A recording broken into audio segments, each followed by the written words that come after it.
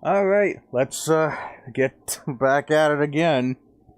Here's hoping that there's... Oh, whoa, motherfucker. I was hoping that this is the last stream I have to do.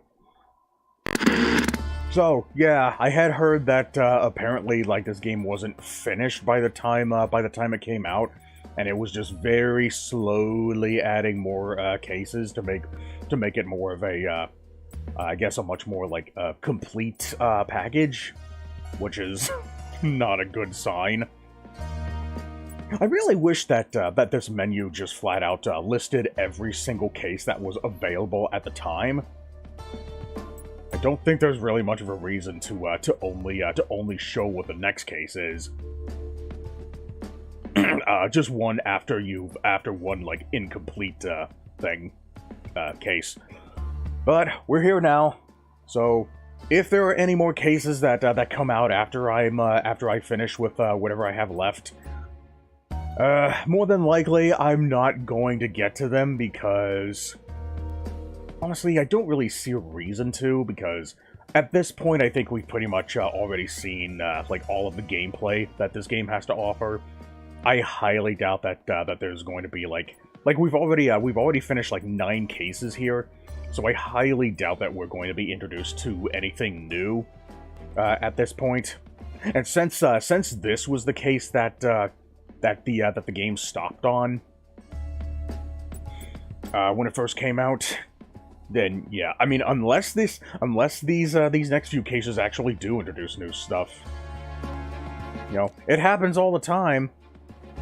I'm just not expecting it, you know, given how low effort this game has been so far. I'm not really expecting it. So, we need to join forces with Acme to save Acme from Jekyll and Hyde. And I guess Carm won. Hello, Carmen. This is Chief on an emergency line. If you can hear this, Rhiannon, right, has activated the Carm 1 AI. I hear you, Chief. Player sent me the footage. What's the situation at Acme HQ? Maybe the largest crime wave in history, and all of our agents combined can barely stem the tide. Carm 1 hasn't wasted time. The Great Sphinx of Giza was already ripped right out of the ground in Egypt. Okay. Carved out of the bedrock and lightly bears the face of the pharaoh Khafre, the 4th king of the 4th dynasty. At least Vile didn't take the pyramids too. Don't tempt fate. It's stretched thin enough as it is, and as much as I hate to admit it, we need your help. Acme is stretched thin. We'll help where we can, but you only have an estimated 4 days to get the Sphinx back.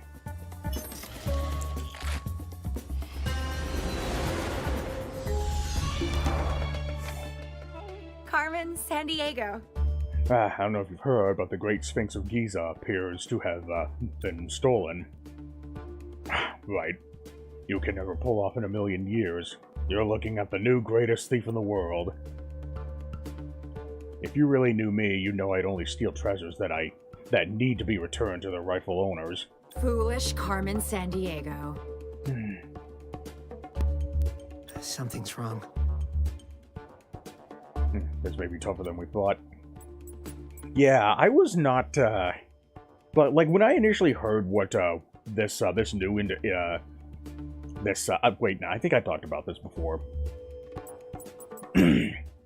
I'm not entirely sure if I have any interest in watching the Netflix show.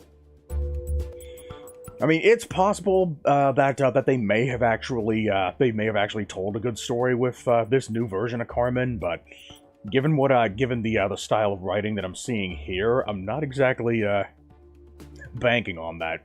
You know, especially considering how a player is written. Okay, 4 hours. 3 hours. Yeah, let's go here first. Because I really don't think we're going to get any lower than 3 hours.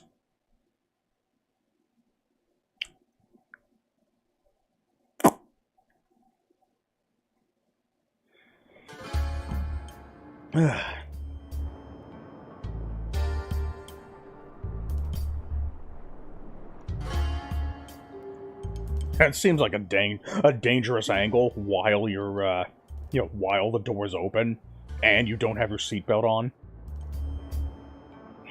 Interesting. I still haven't quite got used to working with you guys. At least my glider hasn't changed. And it clips through the helicopter.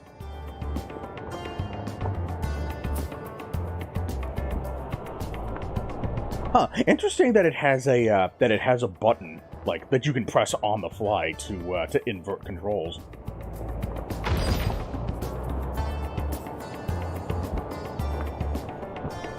How the hell do I catch those things? But like if the if this damn thing is like pushing me too far to Oh wait, whoops. Dude, the wind was going the other direction. Why did I have to move with the wind? That's weird. Yeah, I'm gonna have to. Got it. That's definitely something I gotta take down. Let me open this back up. I keep forgetting to open this back up. My notes here.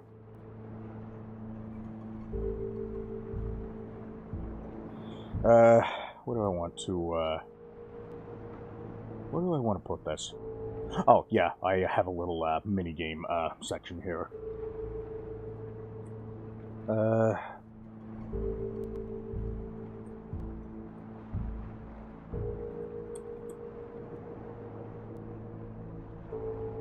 Okay. I can't help but wonder if there's like a control that I'm overlooking here. Take a look at the Sandiego. Abducted by aliens? What the hell? Where to next? Aliens that speak French? Oh, okay. Those kinds of aliens. Gotcha. Right. You'll give your shift key a workout. Oh, don't. Be careful not to accidentally activate sticky keys.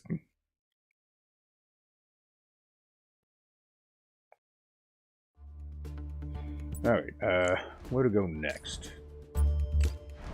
This one. I'm in. Alright, try to narrow it down. Short messages from... Carmen 1. Advanced Thief, if you're looking for the Sphinx/loot, please be advised that it has been relocated/stolen. Probably could have done without the glowy eyes, though. Actually, no. I think like maybe an elegant blue probably would have fit this design better. What? Please select all images with the real Sphinx/real loot in it. When have captures ever been good for anything other than wasting people's time? What next? Are you sure this game came out? It takes place in like 2010. Alright, let's see. There's 3 Sphinxes here, but only the real one has I'm assuming the face of a king of Egypt. Right? Nile flooding.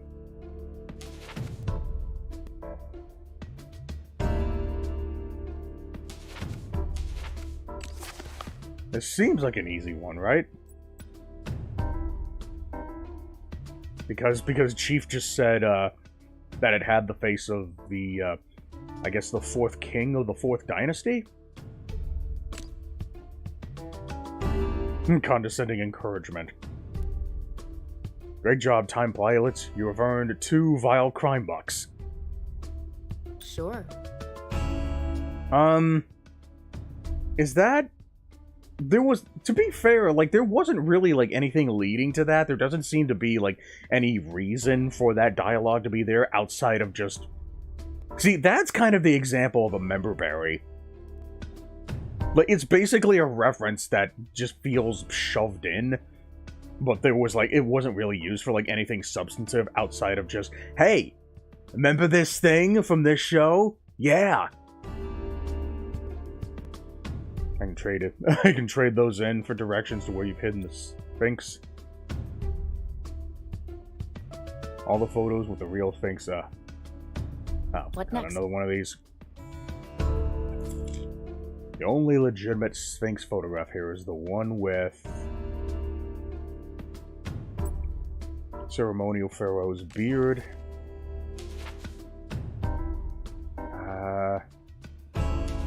Is it missing a nose?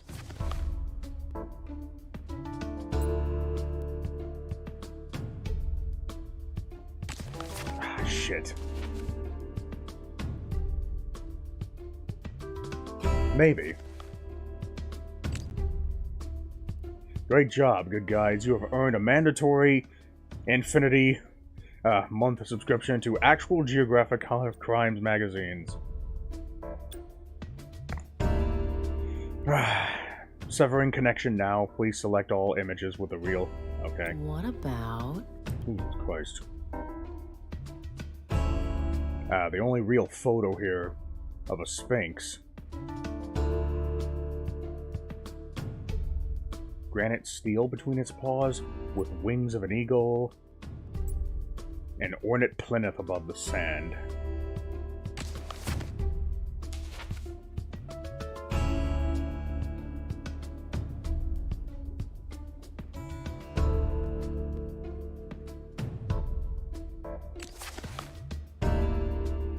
Granite steel?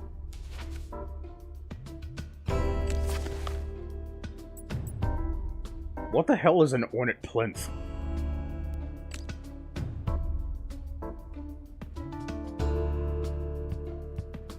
Cut from bedrock?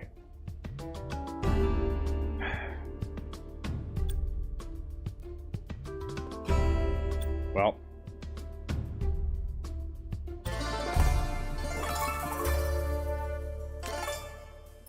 No trouble. There's that.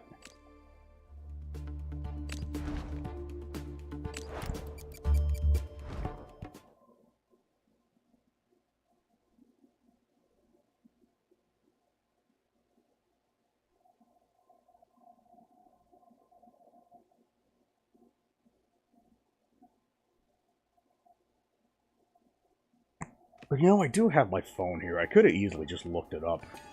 Because I don't, like, I actually tried looking for a strategy guide for this game, but it doesn't seem like there's one that exists. Makes sense, considering that, one, the game doesn't seem to have any notoriety, and two, it came out this year, so...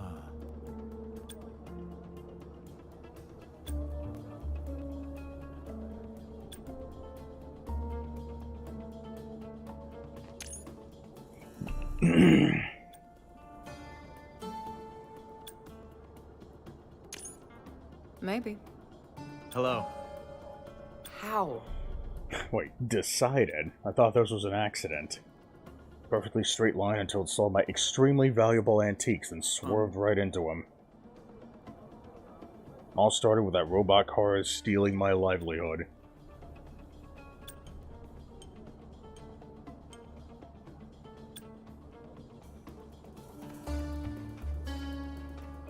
Oh, okay. Is this a revisited area?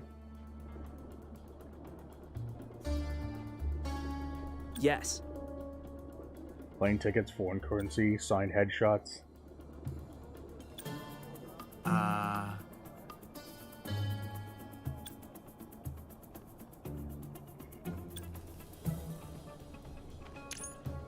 Interesting. Pickable lock, lucky me. Okay. Let's see. That.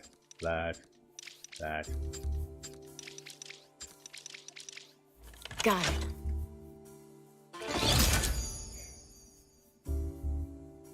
it. Those seem to be the easiest one when there's 5. And they're all completely different, I guess, heights.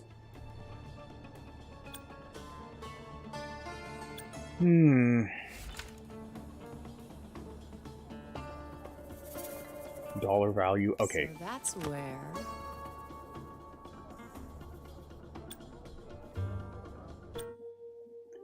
So I'm assuming I'm assuming I'm going to be heading to Canada next. Interesting.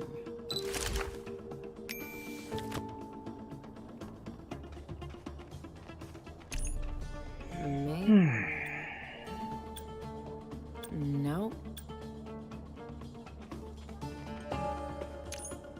I see. Ah, How?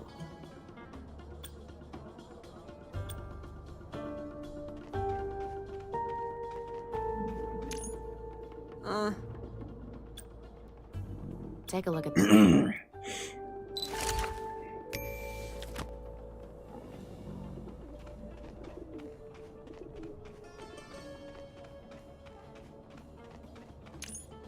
Maybe. A break basket from the back Gotcha. seat. A bread basket. Okay. I have a feeling that I'm gonna be getting a lot of rumors. Or actually, no, maybe not.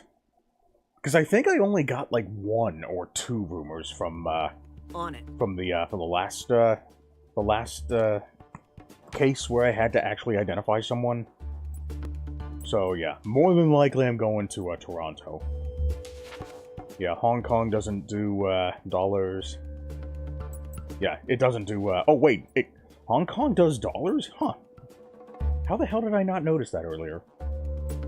Well, Toronto's the only place here that that speaks French, so.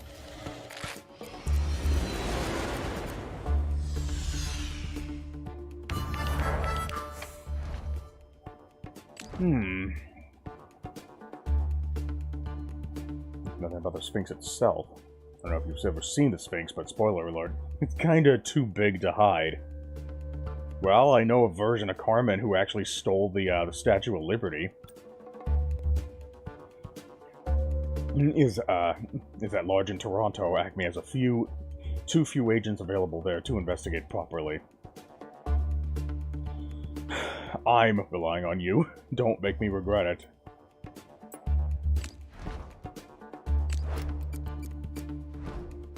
But man, 4 hours.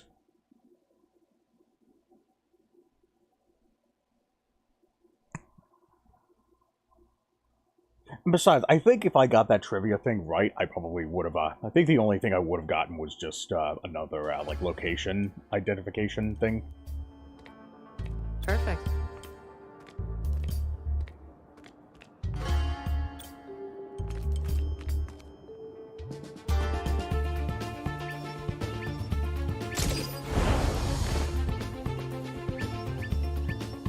Oh, shit.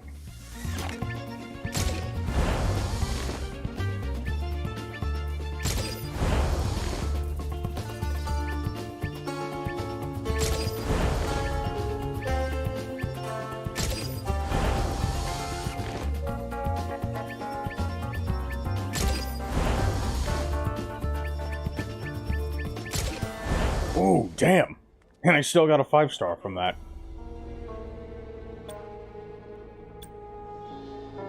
We're run by aliens, see? See? On the right track. Piece of cake. Chief. And Acme, pick up for this guy when you get the chance. He needs protection, and possibly therapy. No trouble. He has the wrong political beliefs. But that doesn't mean you're a bad person. Just recognize it and do something about it.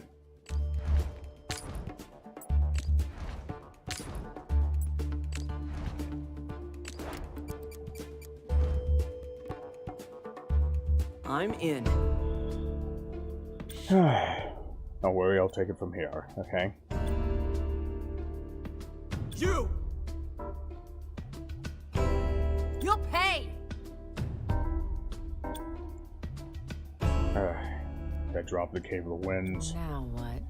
Alright, Cave of the Winds, huh? That means I should head to... Cave of the Winds, huh?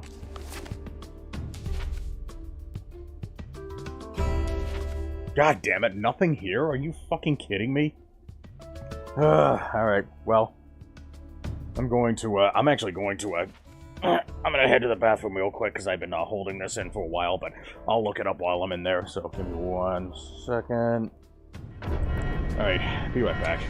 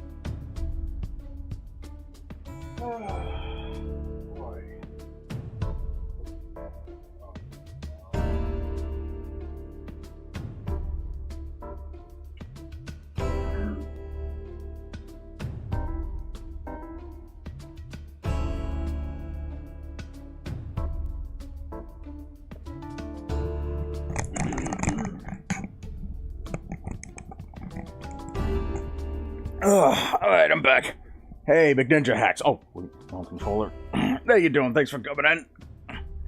Alright, let's see what I found out. Cave of the Winds, that means I should head to American Falls, Horseshoe Falls, Bridal Veil Falls? American Falls, maybe? Because I read that apparently it was in Colorado. But this is Canada. But since Colorado is in America... American Falls, right? Bridal Veil, Horseshoe... Well, let's see.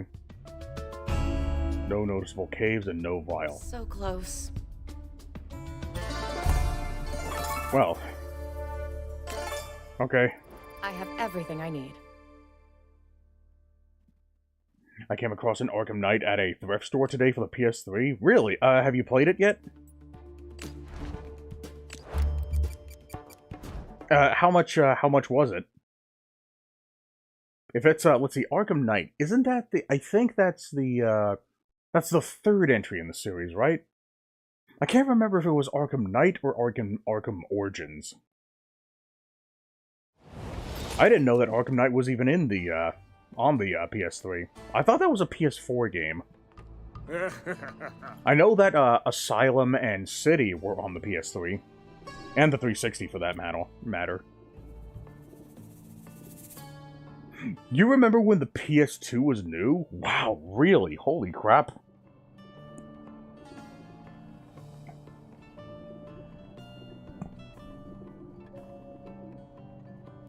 Honestly, like, it honestly still kind of feel...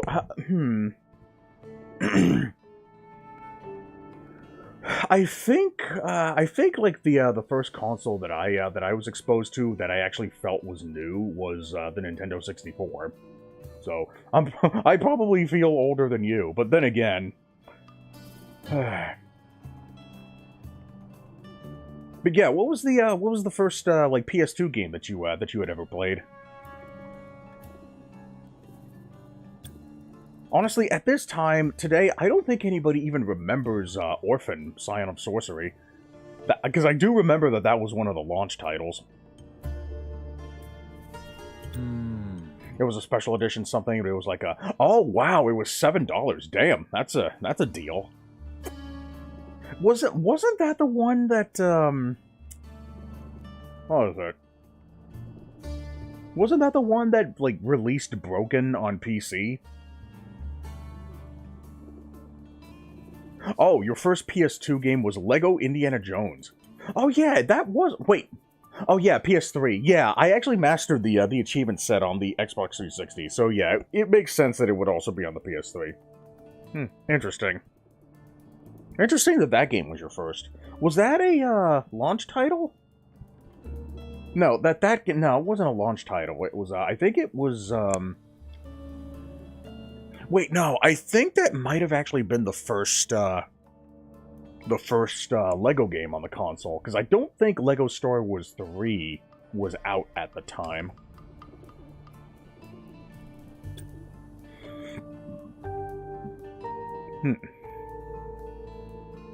Shutting down those drones they mentioned?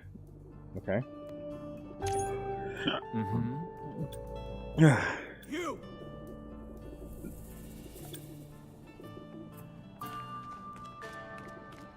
Alright, shut down the Vile Thugs scheme.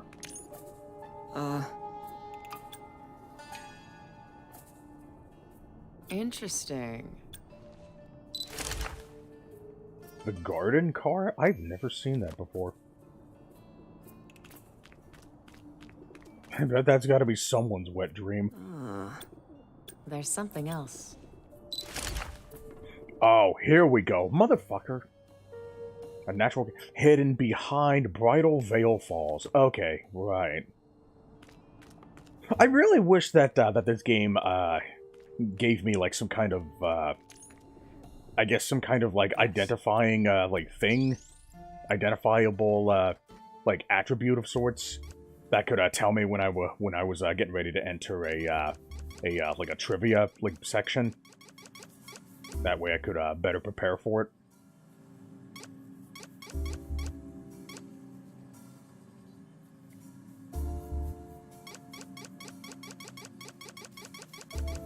Got it.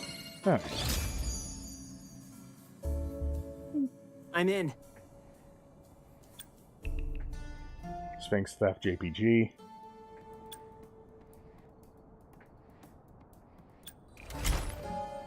The operative's head sticks out like a sore thumb. The operative's head sticks out like a sore thumb.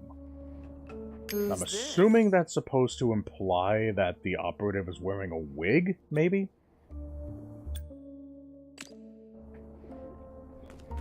But yeah, Traveler's Tales Legos games, I usually try to avoid, you know, making this kind of generalization because I get so sick of other people making it, but that really is how I truly feel. I think that really is, like, the best way that I can describe the TT Lego games, is that they're all the same. Like really the only difference between them. I think maybe the big reason for that is because there doesn't really seem to be any kind of, like, punishment system in effect for dying. All you do is, like, lose a couple of studs, but then you just respawn, like, right where you died, and, like, you don't lose any progress. And the combat is so bland, too. And you only push, like, one button to trigger, like, a specific, like, context-sensitive, function. Like, pretty much every TT Lego game that I played is like that. Lego Batman, Lego Indiana Jones, Lego Star Wars. And hell, even fucking, like, Bionicle Heroes. Like, even though Bionicle Heroes is actually different in the sense that it's a third-person shooter, like, it still kind of has the same attributes. Like, there's no, like, punishment effects, so, like, you're still mindlessly collecting studs. I do like that that each individual character has, like, a different weapon. Hello. And they all have, like, their own unique attributes to them.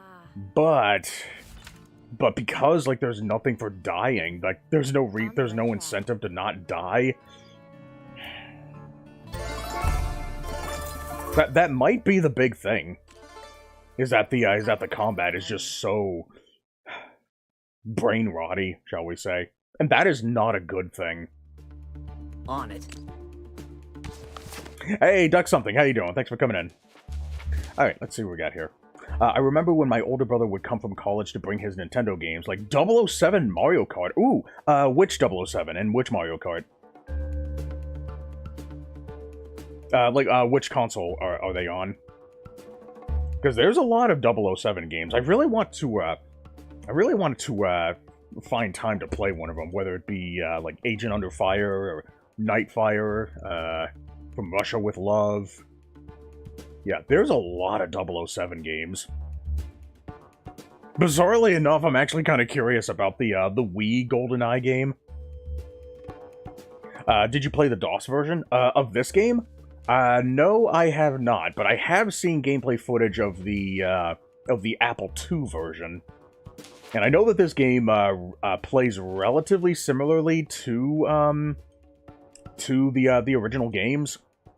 It's just that it adds a couple of like, you know, mini games to you know, break up the you know, investigatory stuff.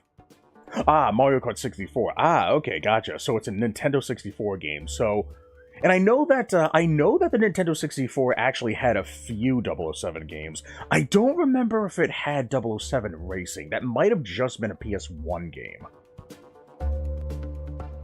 And I think the N64 also had Agent Under Fire? I don't remember what else it had. I think it had 2 other 007 games. I was referring to Agent Under Fire and, you know, GoldenEye. That's the obvious one. But I thought there was a third one. Okay, let's see. The operative wanted to know what to wear in Asia this time of year. Okay, Asia, huh? Alright, that's South America.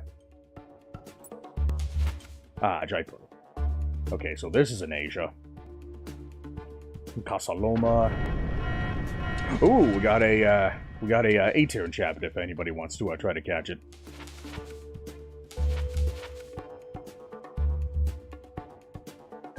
All right, well, let's head to Jaipur. Okay, in the meantime, let me go ahead and catch this thing. Catch. Nope. Ultra Ball. And I got my my mission as well. All I need to do is one of the battle related missions, and I'll get my my Poké Dollar thing. I can't remember the name of the 007, but it was a first-person 3D shooter. Okay, but it was a 007. And more than likely it wasn't GoldenEye, because that's the obvious one that everybody remembers. So it was definitely a different GoldenEye. I thought there were 3 GoldenEye games on that system. There might have only been 2. Or maybe one of them was 007 Racing. And if that's the case, and that would mean that it was, you know, the other third. Because I think all 3 007 games were third-person shooters. Or maybe one of them was the racing one. I don't remember for sure.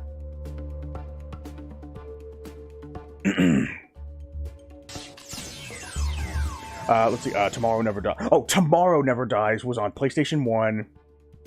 Oh, okay, maybe that's the one I'm thinking of. The World Is Not Enough is on the Nintendo 64. Okay. Alright, thank you for that. So yeah, the one you played was probably The World Is Not Enough.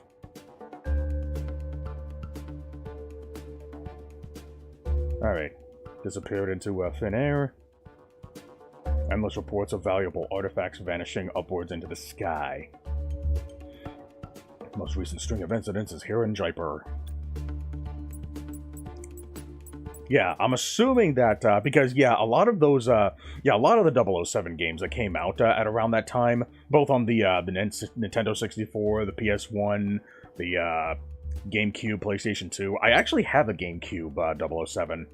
I think that's Agent Under Fire. That's probably why I remember it, remember that name so often.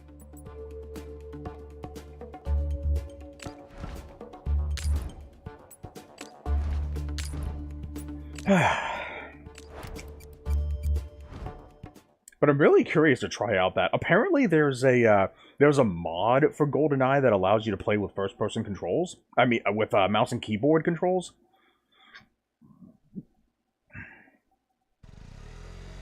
World Is Not Enough on N64 was great. Had bots. Blech. Oh, what is wrong with my mouth? Good. Oh, 1 second. Had bots in multiplayer, huh? Yeah, I don't think GoldenEye had bots, so that's a cool addition. Yeah, one of my older brother's games I love with Turok. That actually just kind of remind me of a thing that happened during the in Telegram earlier today. Like there was like this one guy who was like obsessed with Turok 2. But I don't know if it was a bot, but he seems to keep creating accounts and coming back in and then being deleted again. It happened a few times. Sadly, after my little brother said it was scary, my older brother wasn't allowed to bring it over anymore. Really? Aw, that sucks. That's another game I really want to come back. Like, now, wasn't Turok, wasn't that, like, the first, like, first-person shooter game that, restricted, movement exclusively to the control stick? And, like, looking around to... Because before then, it was always up and down to move forward and back, and left and right to look left and right. God, and I remember how, I remember how everybody said that this was such a, it was a stupid control setup, and that it just wouldn't catch on. But, funnily enough, that ultimately ended up becoming a standard for playing first-person shooters with controls. At least until people started to realize how inferior controllers were to mouse and keyboard. Ah, those were the days.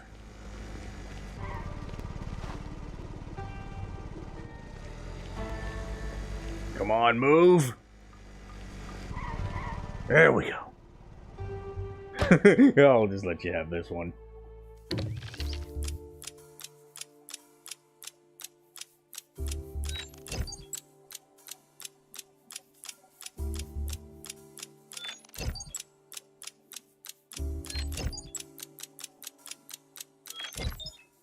I think maybe what you probably could have done was add like some kind of timer to this. That way you actually have to be swift. Because, like, it's practically impossible to fail that.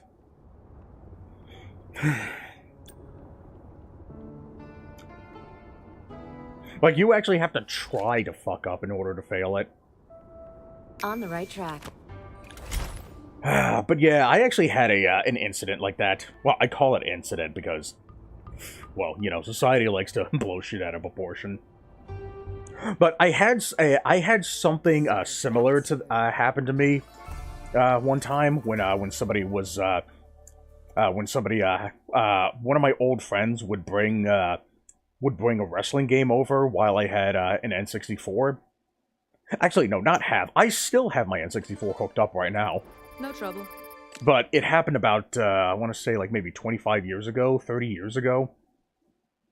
You know, I would, like, one of my old friends would bring over, WCW versus NWO World Tour. And my mom did not like that, so I actually kind of had to sneak the game behind her back. On it. I don't remember if she ever actually did find out. Yeah, yeah, that happened to me too. Can you hear me, player? A lot of people on this train. Who should I be looking for? I remember the knife was the most OP weapon. Oh, wow, that game had a knife in it? Take that, karate chopping. Okay, the passenger manager. And we want to search for... Okay, wait, what the fuck did I miss? God damn it.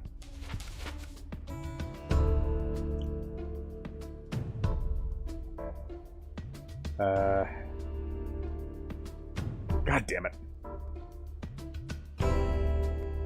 Bring up the passenger manifest.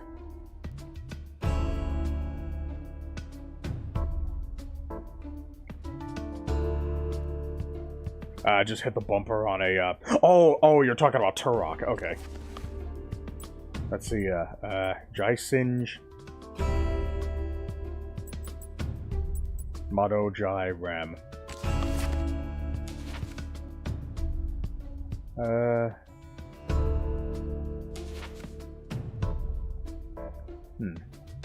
Not getting anything from here. Jodhpur was founded in 14 by Rao Joda.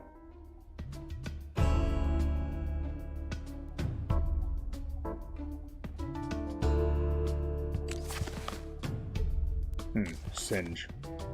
Wait, I thought I saw the name Singe earlier at some point.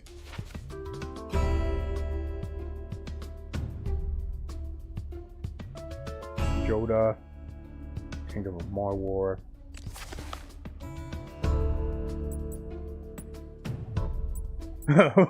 Why you mad, ho? Shit. Okay, I don't know exactly how I want to look this up, but I guess I might just go ahead and guess. I've got it. Oh, shit! I actually made a right guess. Jai Singe listed in the second passenger car. That must be our guy. Hello. What was your name again?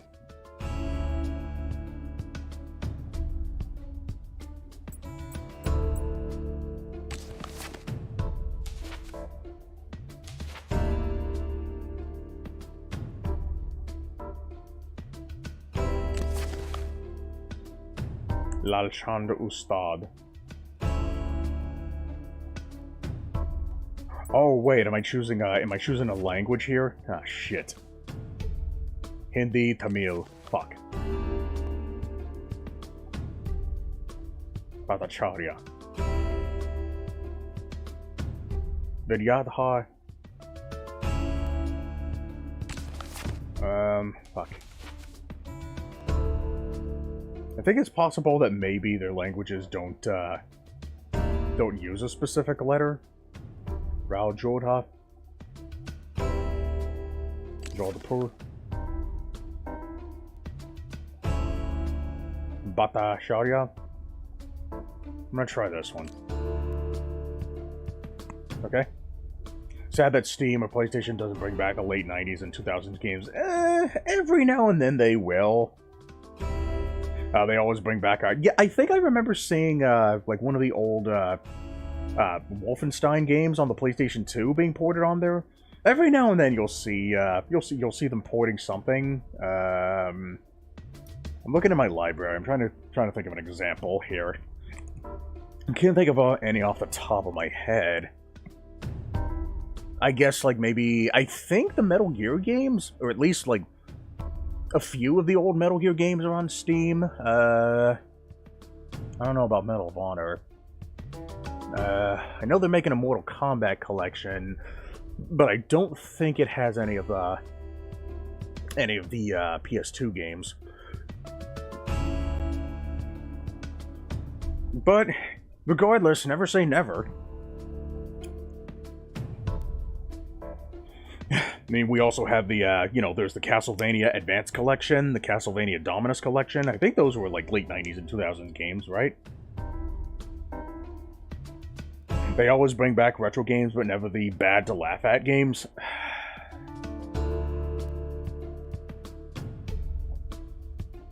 Well, maybe it's because they sucked.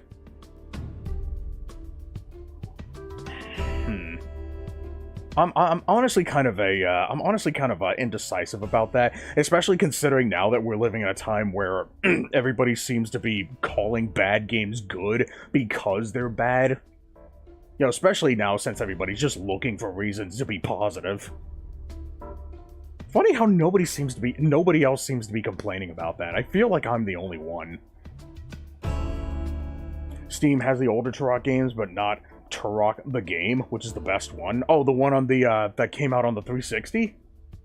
The one that they tried to reboot a long time ago? I thought that game was on Steam. I thought I saw that at some point.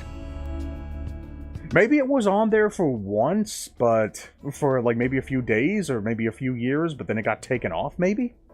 I could have sworn I saw that game on Steam.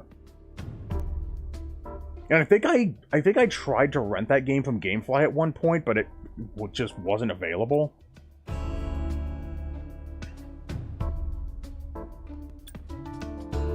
Isn't fully trained on 18th century Rajasthani architecture, Lex, so I thought the real Carmen Sandiego would know how to respond. I saw.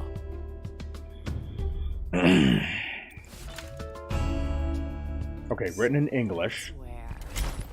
Signature on the form is illegible, but slopes dramatically to the right. Gotcha.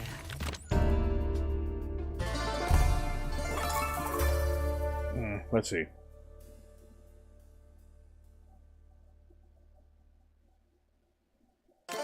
So I'm assuming this guy's like, yeah.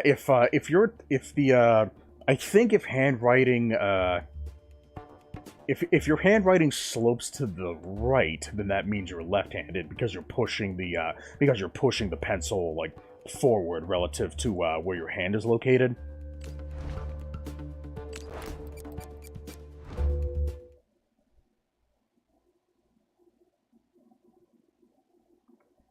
I heard that apparently Turok had like this they were doing like this weird like event where they would actually be willing to pay $100,000 to any like new mother who was willing to name their kid Turok. Was that a thing that really happened? Apparently it was just for like advertising purposes.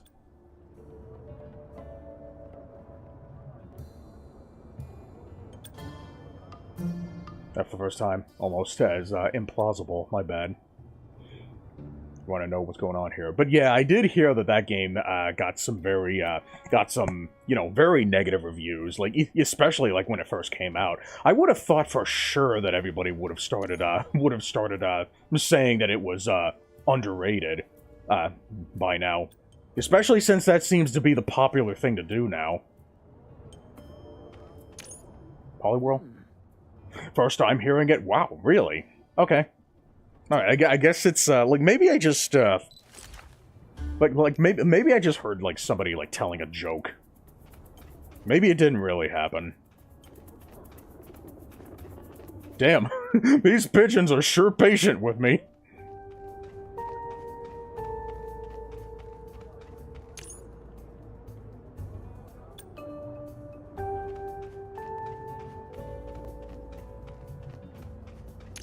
Hey.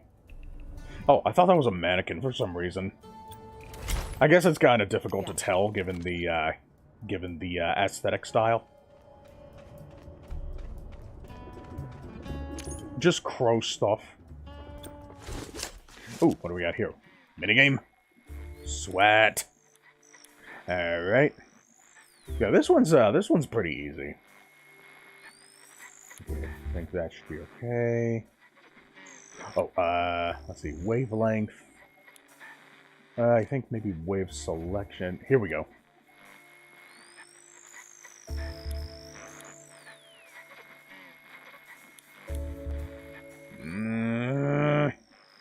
Oh, I think I need to offset this somehow. Okay, I don't need to do that. Amplitude, wavelength, that should be okay. Oh, here we go.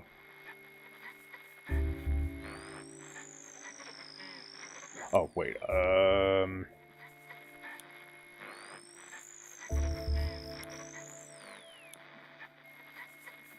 let's see, how the hell does this work?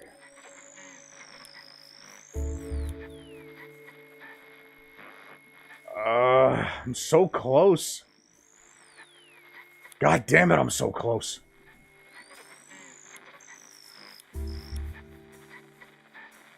Oh, there we go. Okay. I keep forgetting about the other right stick. I'm in.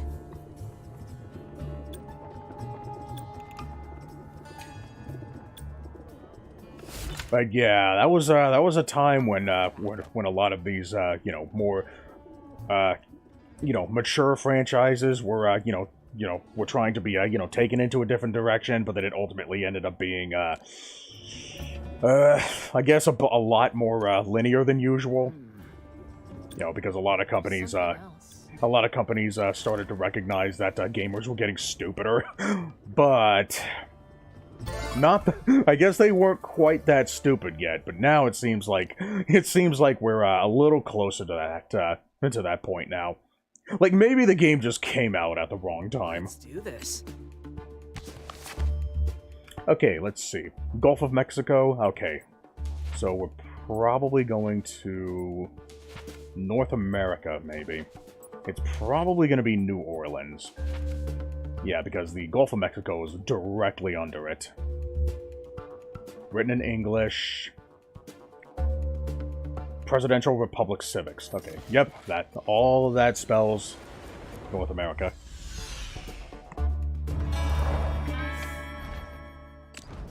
My brain is getting huge! Stop! Help me!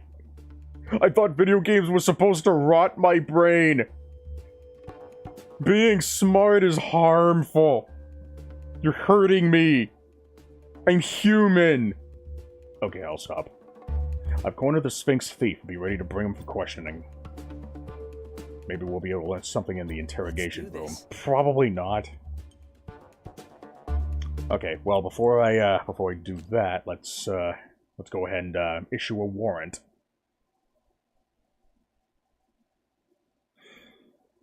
But yeah, I think the only Turok game that I've ever actually beaten, I've ever actually finished to the end, was Turok Evolution.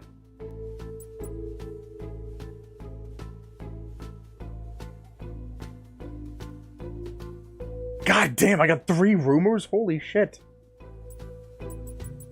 Alright, the thief went after A particularly valuable antique hairpin. Okay, jewelry. Let's see, what do we got here? A bread basket. Okay, so that would probably imply pastries. Okay. What does that give us? No, what the whoa, wait a minute, what? No matches, are you kidding me? Wow, holy shit, really? The thief went after a particularly valuable antique hairpin. I think that's tied to, like, the person's hair at all. Something about fears. Antique hairpin. That wouldn't be a, that wouldn't be related to a wig, would it? Or a scar, maybe? No, maybe not a scar. Wow, really?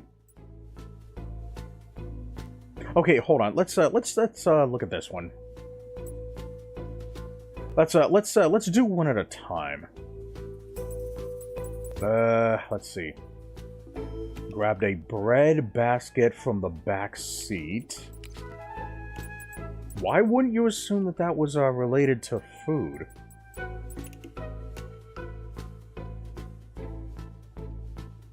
Unless that's supposed to be related to the dentist. Man, that's fucking weird.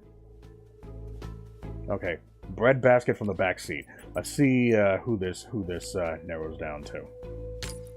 Okay, bread basket.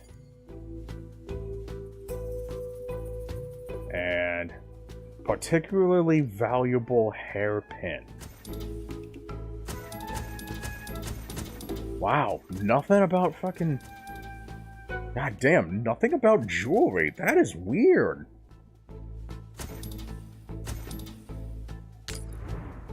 Okay, well fuck. I don't know if I can use that then. Alright, so there's 7 of those. Well, let's take a look at the, You'd think it would be jewelry, right? Now, I did see a lot of wigs in there, so maybe...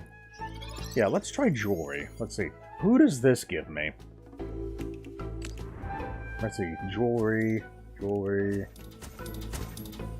Small spaces. Salad. Dentist. Small spaces. I'm seeing a lot of... I am seeing a lot of Mexicans and salads in here. Okay. Alright, let's see what we got here. According to the wiki and Reddit... yeah. Yeah, probably not a good idea to listen to Reddit. Wikis are generally pretty well, monitored, but there are a couple of articles that might have a couple of, like, duds in there. You know, like in the case of Wikipedia, you know, Gamergate comes to mind. But, anyways, it might have, might not have. There's some 20-year-old boy or girl named Turok with either $10,000 or 20,000 tacos. Oh my god, that was a real thing that happened.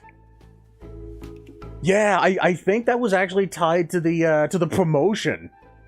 So, oh my god, someone actually named... Some mother actually fucking named her kid Turok. That is amazing. Well, I guess we actually have evidence of the thing actually happening. Boy. That's a real thing that happened. How the hell did I miss that?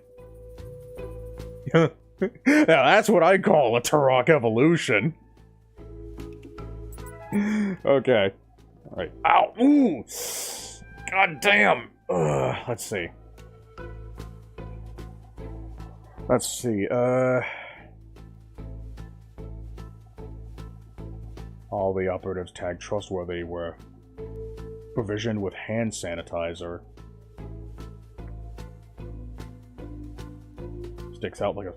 The operative's head sticks out like a sore thumb. Let's check this one. Okay, that's true. What else is there?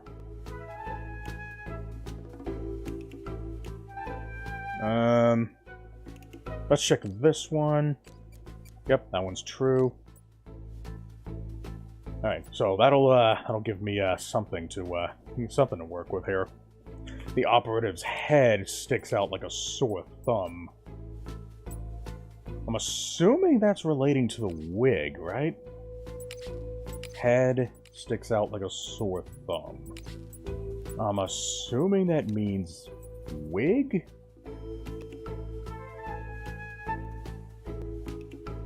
So what the fuck is the deal with this hairpin thing? Let's see. The thief went after a particularly valuable antique hairpin. An antique hairpin. It's not supposed to imply that the perpetrator is blonde, right? Because gold is commonly associated with value. That's very interpretable, though. Grabbed a bread basket from the back seat. One would assume that would mean pastry, right?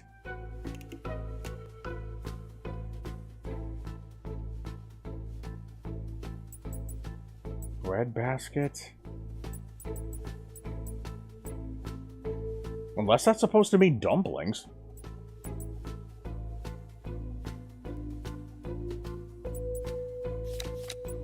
Well, let's eliminate these.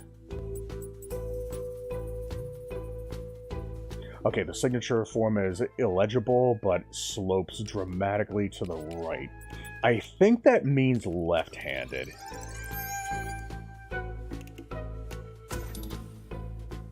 Alright, hand sanitizer. Let's see, fear of the dark, fear of germs. Okay, well this guy's afraid of germs, and that's definitely tied to hand sanitizer. So I have a feeling... Let's see. Okay, so yeah, it looks like they both like pastries.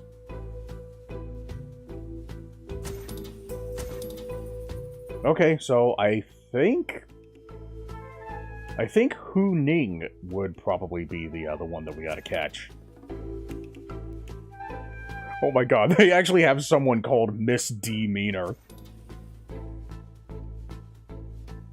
But yeah, I think it's this guy. All right, let's see if I got the right one.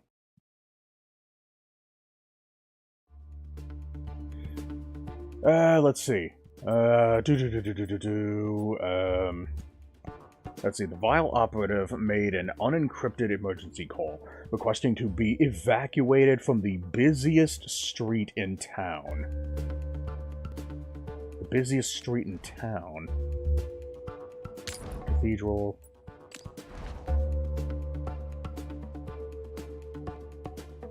French Quarter, maybe?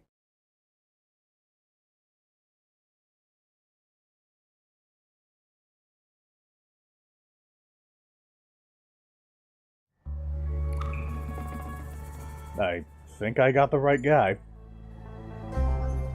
Your intel had better be rock solid.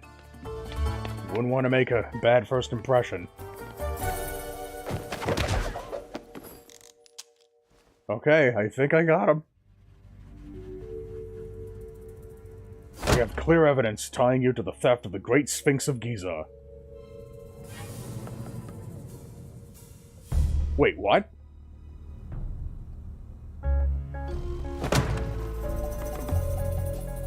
Oh, shit.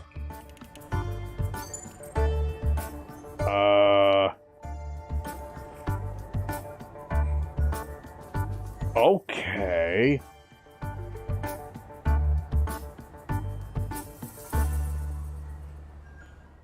Wow. Really? I have everything I need. Huh. intel is showing Vile hasn't evacuated the operative yet. Issue a new warrant and try again. God damn!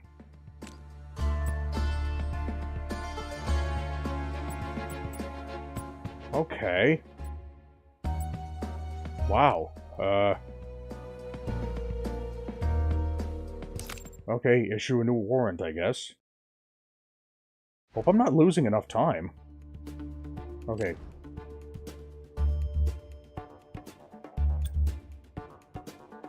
Let's do this. Okay. Let's, try again.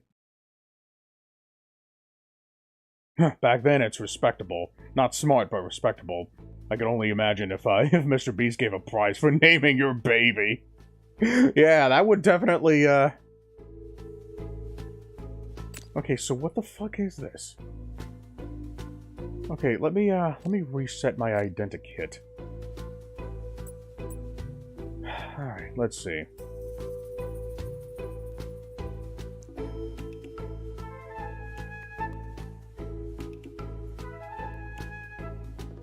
Provisioned with hand sanitizer. Let me go ahead and confirm this one. Okay, so that turned out to be true. Alright, so all of these turned out to be true. The fuck?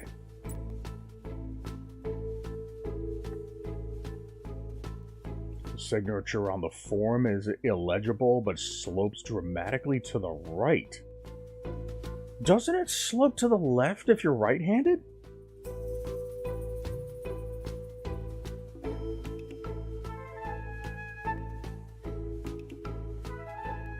As trustworthy were provisioned with hand sanitizer.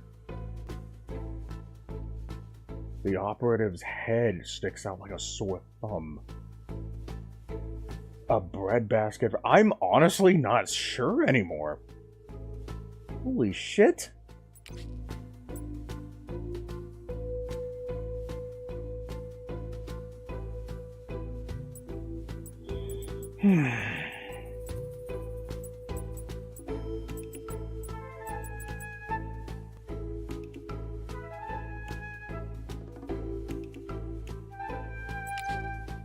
What the fuck did I overlook?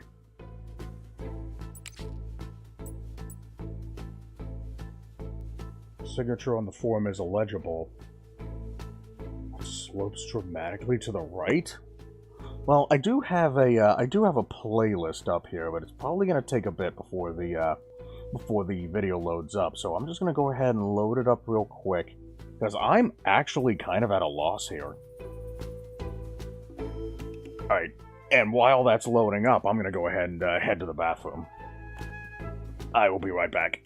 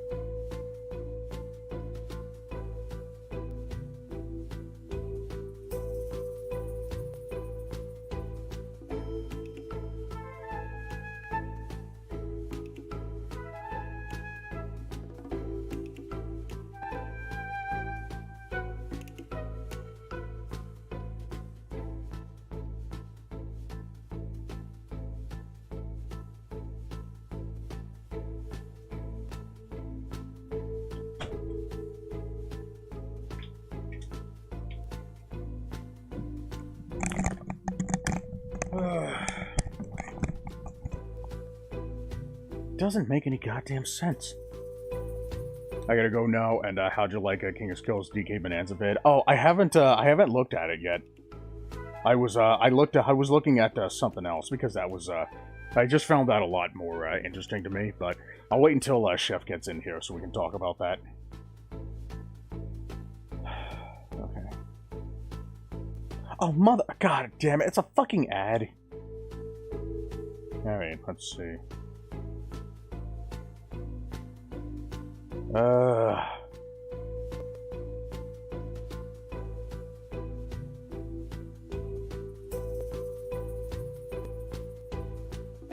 Come on, play the damn video.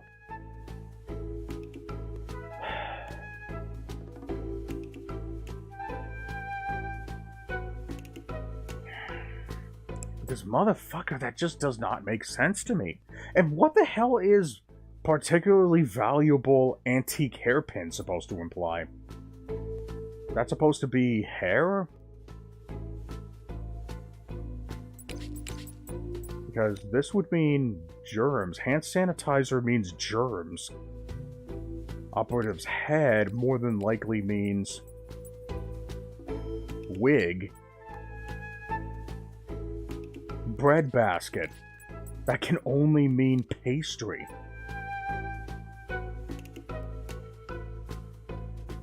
Slopes dramatically to the right. That would mean left-handed. Wouldn't it? Audio render? Go fuck yourself. Are you kidding me? Oh my god, are you kidding me? The fuck?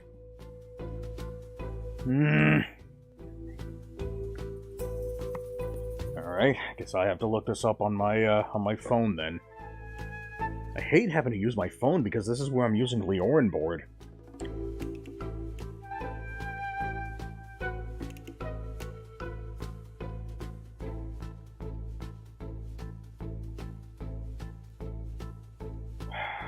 Alright.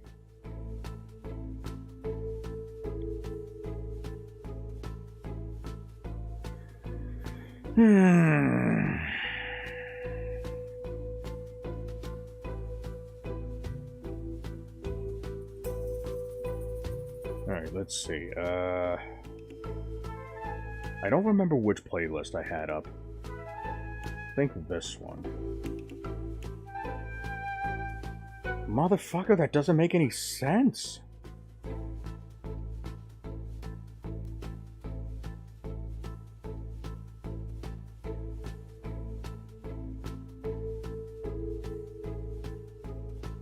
Alright, let's see who it is. Let me see who it is.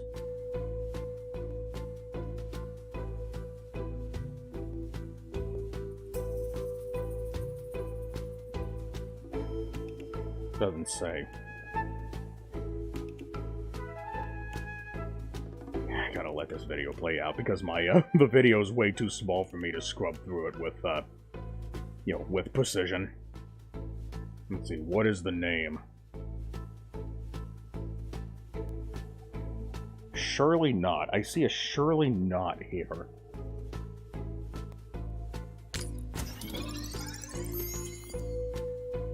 Yeah, it's not finding anybody.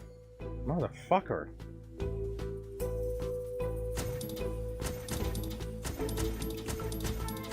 I mean, unless it's randomized every time you play this. So let's see, what do we got here?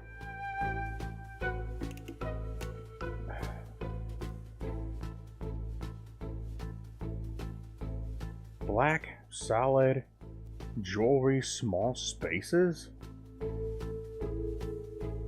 No, I think it's fucking randomized. Okay, let me, like, maybe the clues are the same. Let me see.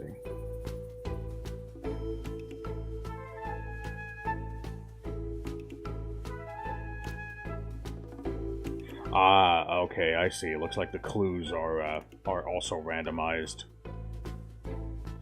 Motherfucker. Alright, well, let me see what I can I might have to do, like, some kind of process of elimination thing here. Let me see if I can find any clues. That bundle of leafy greens from the back seat. Alright, so that's salad.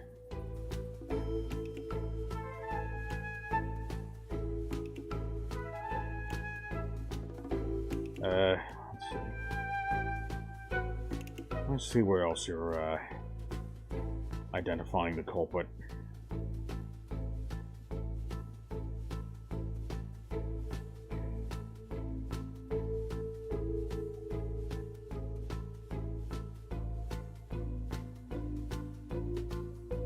Photography blends into the shadows.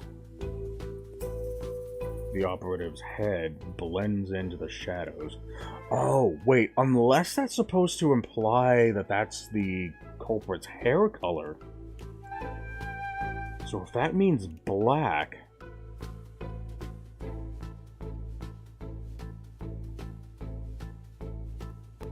Photography...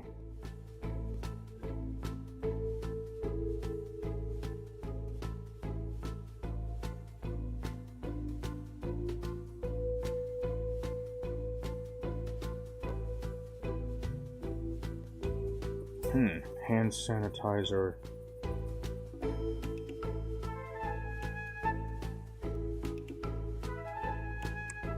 All right, let's let me see if I can look this up. A particularly valuable antique hairpin. I can only assume that means jewelry, right?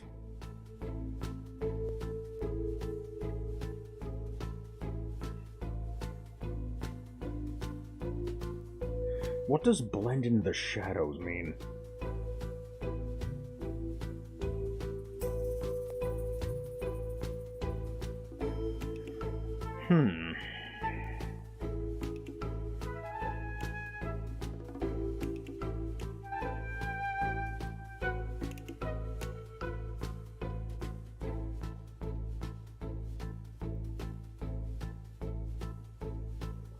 Okay, not doing anything there.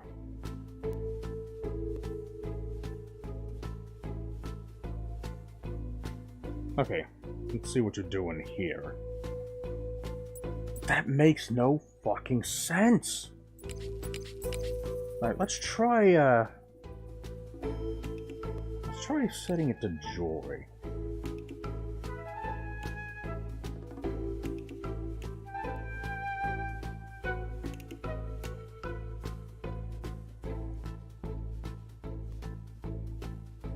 Alright, so this is confirming recon.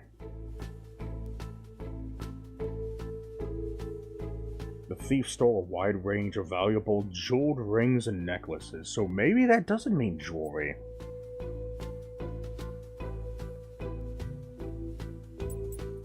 What the hell? This makes no sense.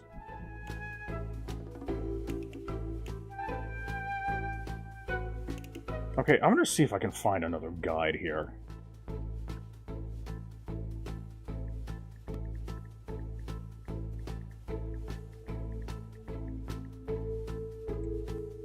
Like, what the hell am I missing?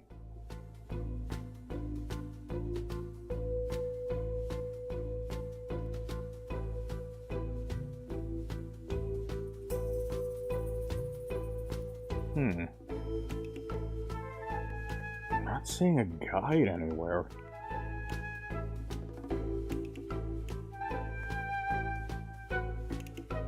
Where in the world do I quit?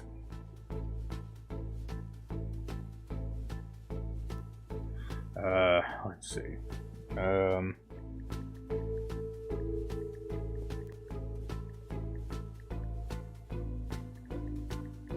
How about a walkthrough? Because since this is one of the later cases...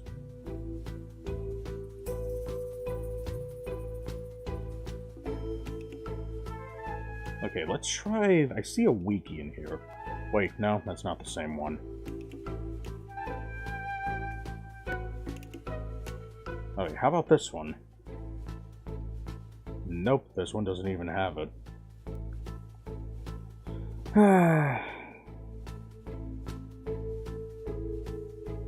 That's back in March, so more than likely that's not gonna have it. February 15th, 2025. It's possible that it might have updated, but...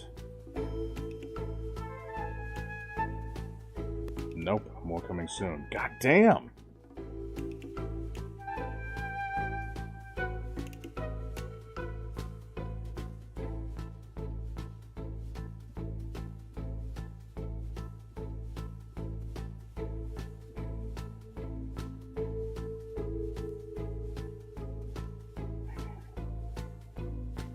Nope, not seeing anything that looks like a guide.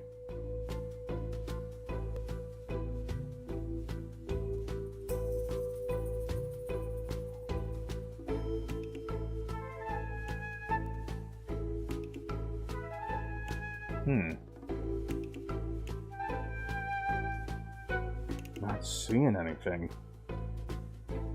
Shit.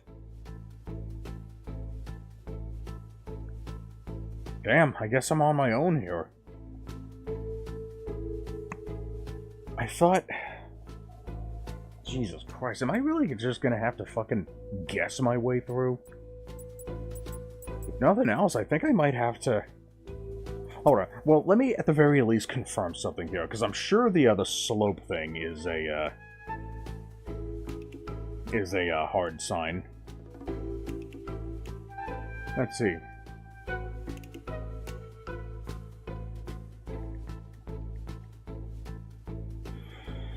Hand writing slope to the right. Or left-handed. Could have sworn that's what that meant. Let's see. Left-handed handwriting typically slopes to the left? Really? Wow.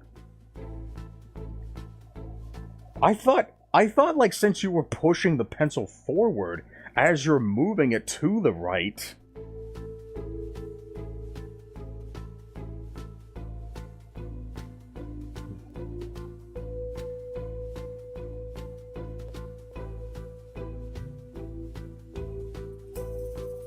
I'm trying to imagine in my head, but... Okay, well, I guess the perpetrator's right-handed. Apparently. Wow. Well, that definitely, that might have something to do with it. Okay. Alright, let's see if we can, narrow this down a little more accurately. Okay, bread from the back seat. See if we get anyone here. Okay, Heidi Seek.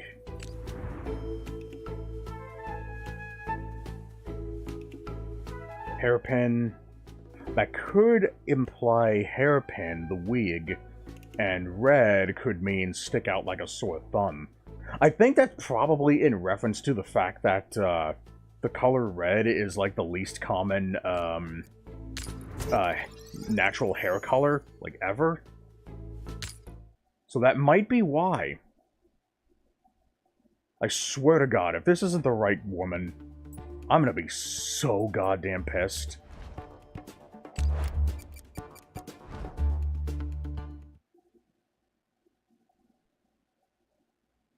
Oh, you know what I should have done? I probably should have done a recon job. That way I'm not wasting so much time.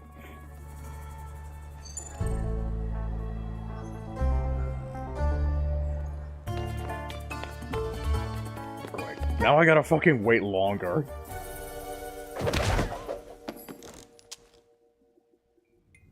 So then why the fuck was this woman even... Why was the last one even running away?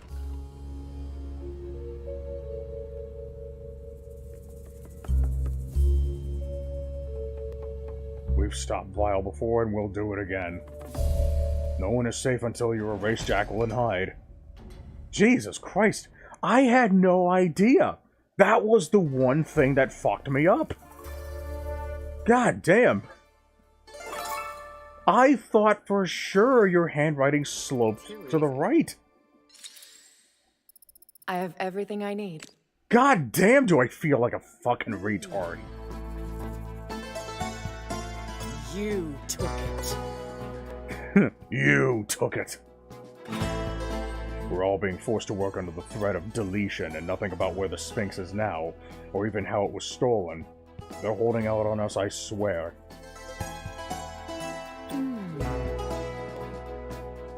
Paper was a weird one, and not just working with Acme either. Hello, Carmen.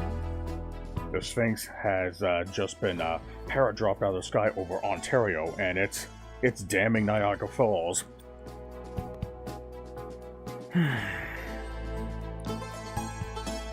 Unprecedented disaster of global proportions, and Jekyll and Hyde and Carmen are to blame.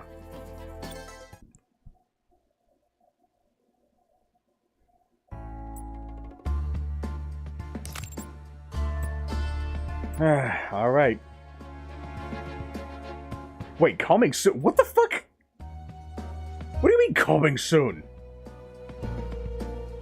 Dude! You asshole! Wow! What the fuck, guys? Like, this episode's not even finished? What are you doing? Are you kidding me? Well, shit, I guess I'm not finishing this game, because I have to return it tomorrow. Wow, fuck you!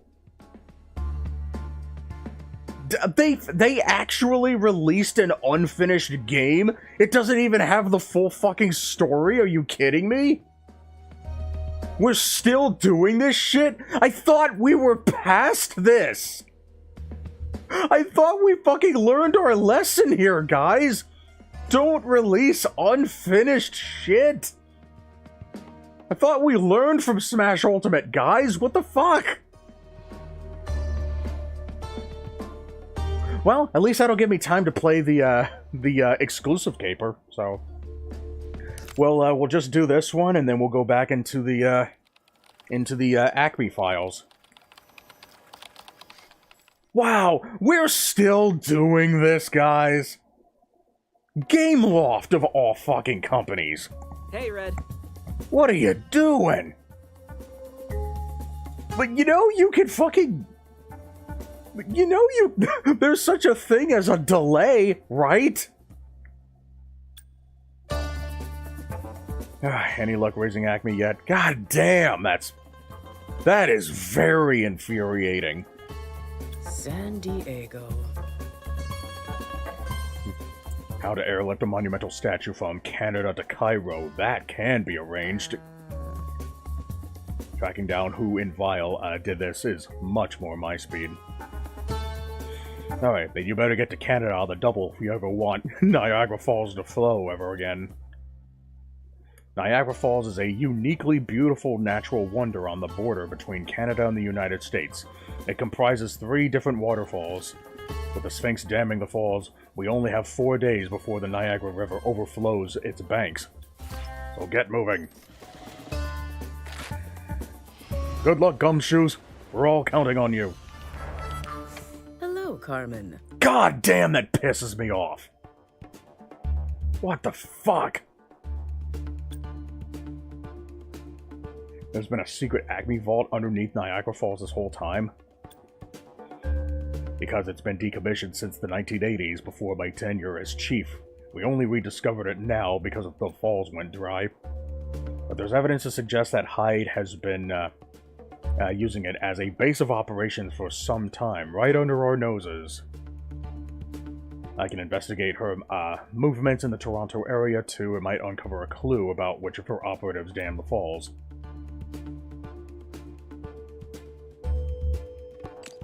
Let's see. Oh, holy shit, 2 hours? God damn! That's the lowest travel time I've seen this whole game.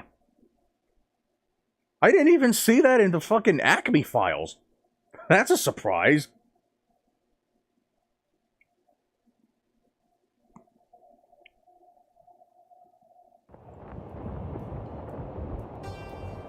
I thought this was a comic book cutscene for a second. Hey, Red. I ran a search for any photos of Hyde in the Greater Toronto area and found her in the background of a few tourist snapshots here. Or if anyone here recognizes her. Oh, boy. Interesting.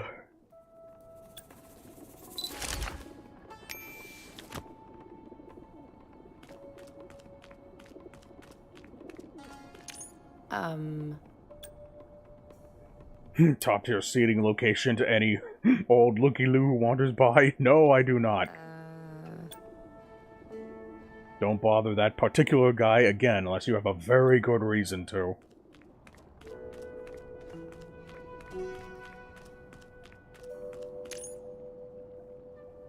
Mm-hmm. I've barely seen any of Toronto. A lot of people vacationing, huh?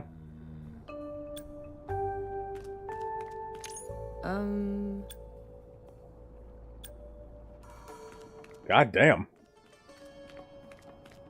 Morning already? A lot of people seem to be pretty antsy. Hi. Oh, here we go. Kebab. No. Maybe later. Hi.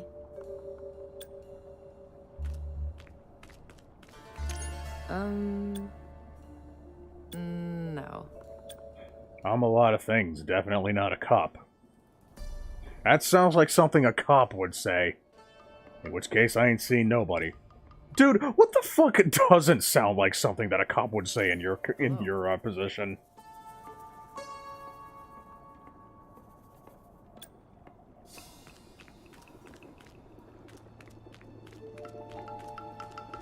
And besides, like, even if I was a cop, if you were doing something illegal, don't you think that kind of behavior would make you look a little suspicious?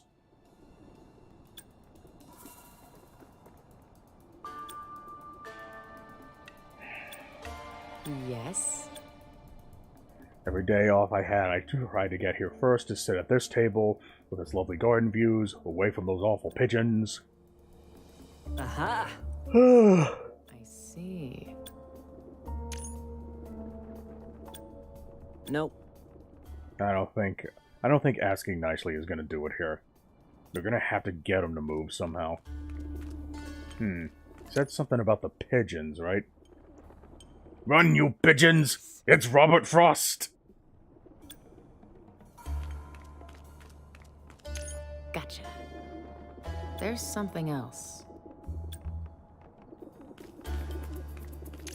Interesting. Ah, here we go.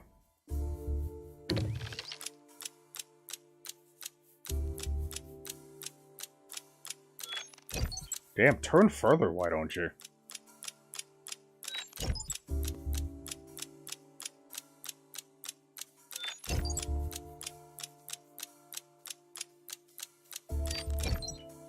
Got it. Man, that unlocking one is, like, piss easy. Is it actually impossible to fail that? Like, do you have to try... The fact of the matter, if it is possible, you have to try to fail in order to do that. An origami star that has filter of falls, flee to a flag, fire red and forest green. Fire red and forest green. Paper star. Fire red and forest green. Sounds like Mexico to me. But I think there's also, like, Italy as well. What else do we have? Did we get another 2 hours? No. Maybe not. I'll save the best for last. Hey, Red. Yeah, sounds like Hyde, alright. Wonder if anyone around here remembers seeing her. I think maybe the tour guide might have been too busy, guiding everybody, so maybe one of the tourists, remembers. Hello. She is yelling super loud, though. See. Hasn't been back since, so newcomers to the city wouldn't have seen her. Hi. Huh, okay. Talking about that woman reminds me of a fun geographical trivia question that I'm sure you will enjoy hearing and answering. No. Oh boy. How many times did the garden car... Oh fuck, the garden car. Win the Kenningston Market Race?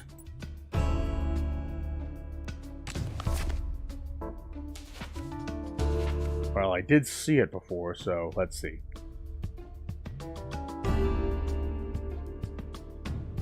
The Kenningston Market Garden Car, billed as Toronto's tiniest park, was conceived as a family-friendly way to destroy a car destined for the junkyard, in celebration of the market's pedestrian Sundays.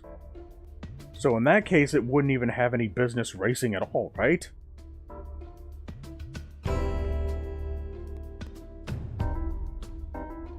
A family-friendly way to destroy a car destined for the junkyard. I don't think it works quite like that.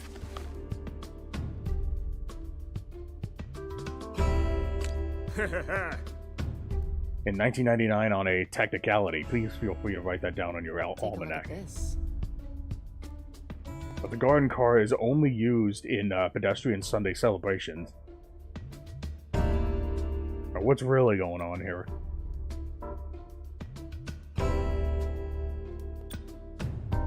See, Hyde sent me out here to spread fake geography trivia so her kooky AI could learn how to tell it apart from the real thing.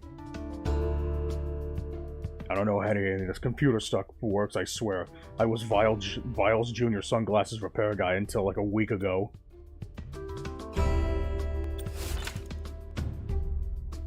On the right track. Same fall fixer needed to clean the pico de gallo stains off their shirt. Who's this? Yeah, that definitely sounds like, Mexico. Yeah, my mom used to love pico de gallo. I don't know what happened.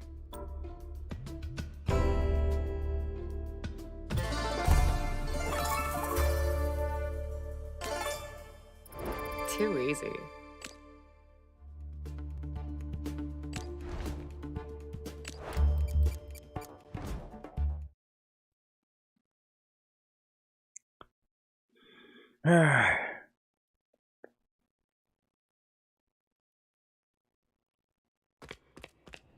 Oh god, one of these again.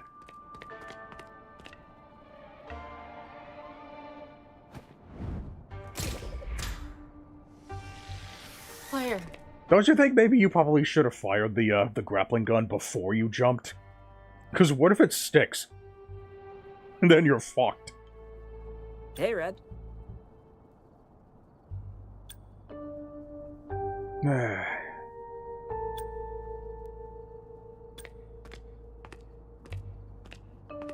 Hey, Red.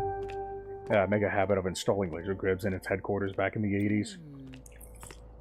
I think there was a hot minute where they used them in place of prison bars to detain Vile operatives.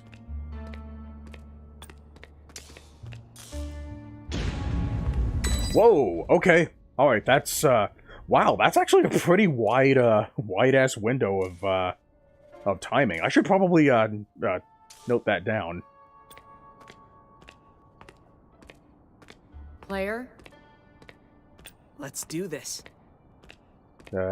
Obsolete before I was born. Hyde rewrote the programming, too. Yeah, I didn't realize it had such a wide window. Something's wrong. Scanners still flag you as a vile mastermind. Try to toggle that off, but...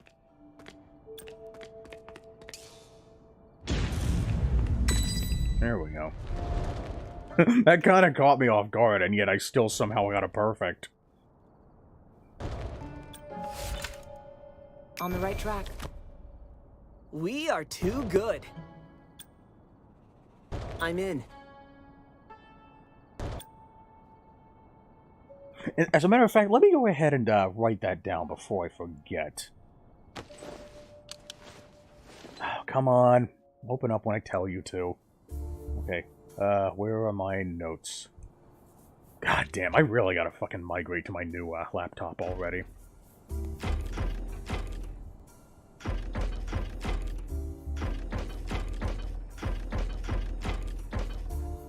Okay, that one looks good.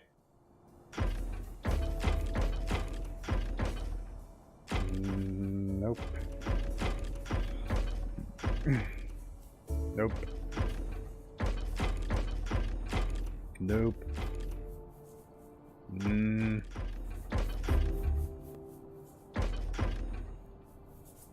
think that should be okay. I guess I just go ahead and start twisting from here. Okay, let me go ahead and type this in. Sir, ring has wide timing window. Hey. Okay. I'm in.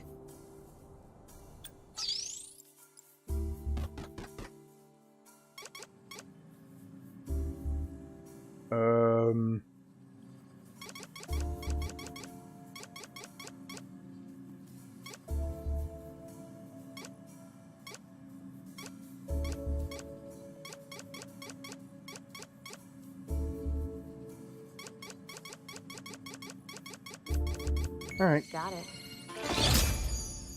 That actually kind of got me to pause for a few times.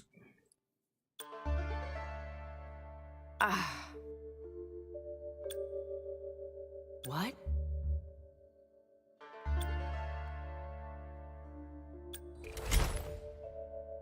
Photo So art. that's Okay. who.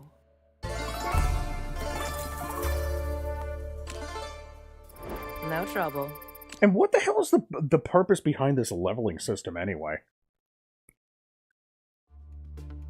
On it. Like the only thing that I can imagine is if the patterns over the continent of Africa. Oh wait, no, Mexico City was one of the previous answers. Okay, let's see. A Malagasy dictionary. Malagasy. Arabic. No, this is just Spanish. Okay. This also is, flee to a flag. Fire red and forest green. Ah, okay, fire red. Yeah, it looked a little, orange to just be, flat out red, right? But, you know, I guess that description could also fit the, Mexico's flag as well? And I guess also, Italy?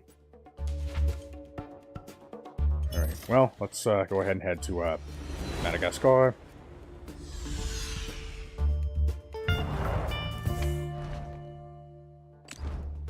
Player. On it. Advanced Thief. Press 1 to speak to Jacqueline Hyde. Press 2 to grovel in abject.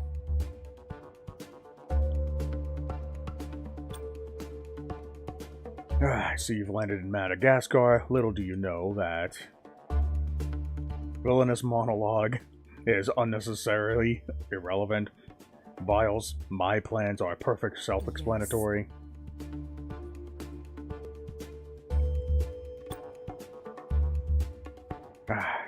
Futile Niagara Falls belongs to Vial. Yes. Human grandstanding or unauthorized clues, dissemination detective terminating call. Uh-oh. Interesting. Plenty of new intel to go on. A Vial secret base and a failsafe in the falls.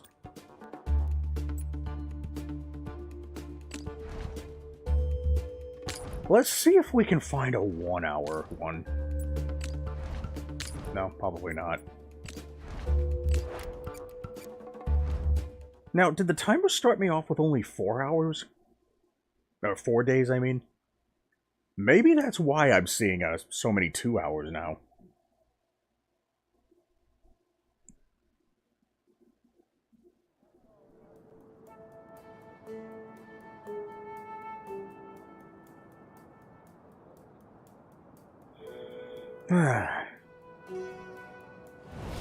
Is this my first time in this area? Hey, Red. Let's see, close to nature, weird and cryptic.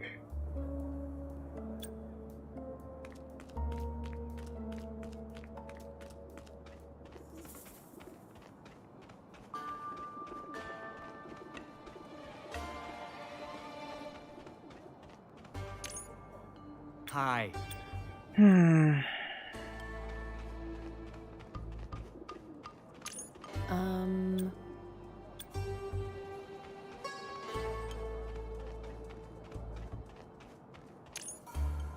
Hi. Yeah, you notice I'm just, like, skipping through a lot of this dialogue because none of it is... most of it just isn't really important for this. Hi. Yes.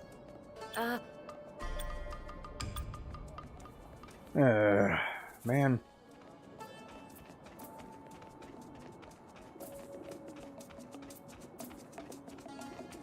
Okay, nothing here. Let's do this. Okay. Alright, let's go ahead and offset this here so I can see what I'm doing. Probably be right around here. Closer to here, maybe. Okay. This will be, kind of like that. Okay, let's see if we can find this, Piece of cake. Oh, alright.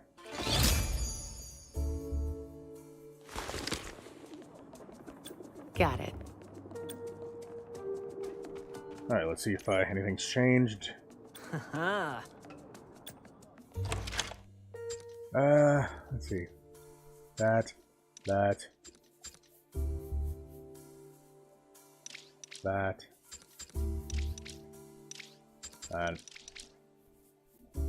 Got it. There we go. Really nice when I can have things to refer to in the context of the What's your next? distance of each individual lock pick cylinder. Bullet, I guess. They look like bullets. I'm gonna call them bullets until I figure out what they're actually called.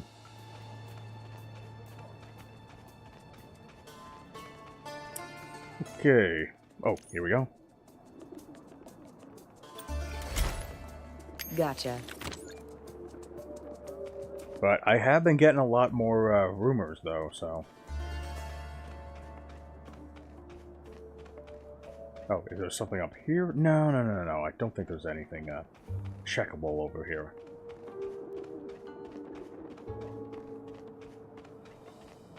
Oh, wait, no. These are stairs.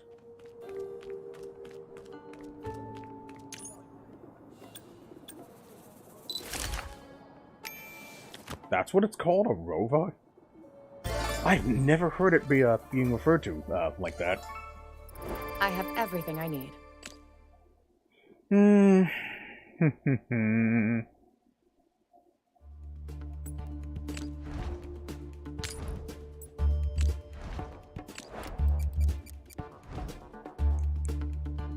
Copy, Red?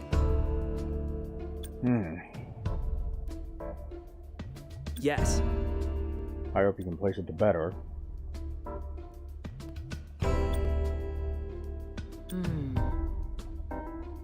Now what? If I want to plant a radio receiver at the very highest point of this building, I should...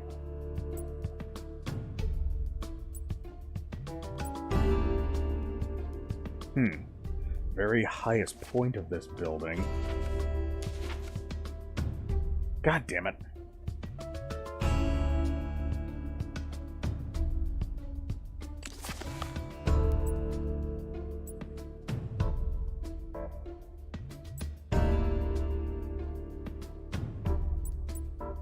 Plant the receiver at the top of the tower.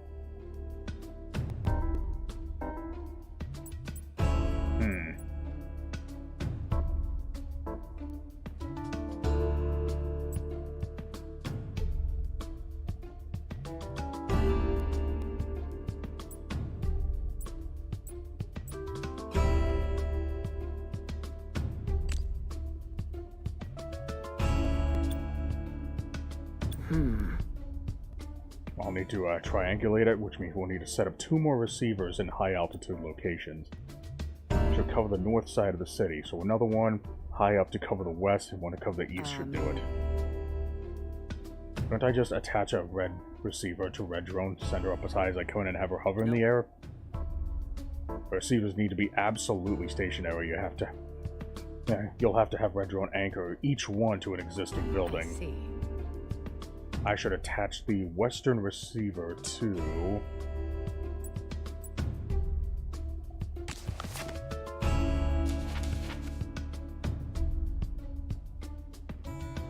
God damn it.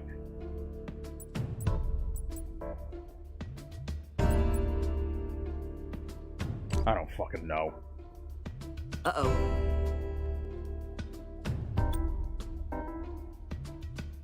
I see.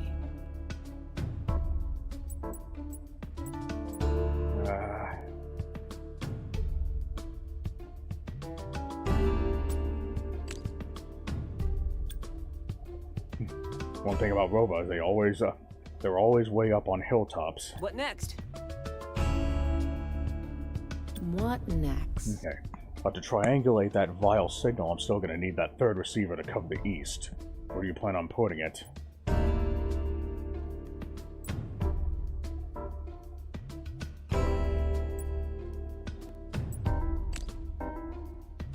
Let's try again. What about... Looks to the west of the city, so that's Now covered.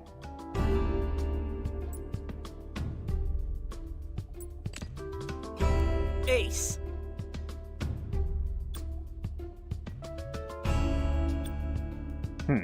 Okay, I guess that wasn't failable. So that's where...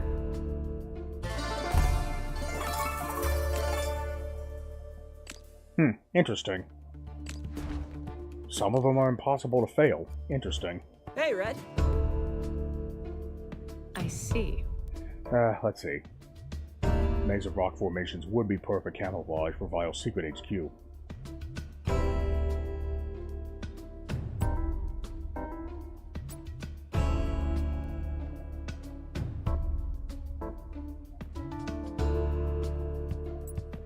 Best way to scope it out. What about... Head back to the entrance and try a different tactic. Okay, fine. I'll do this then. What next?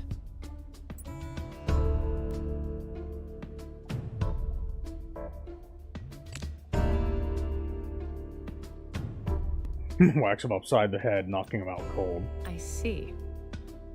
Where to next? On the right.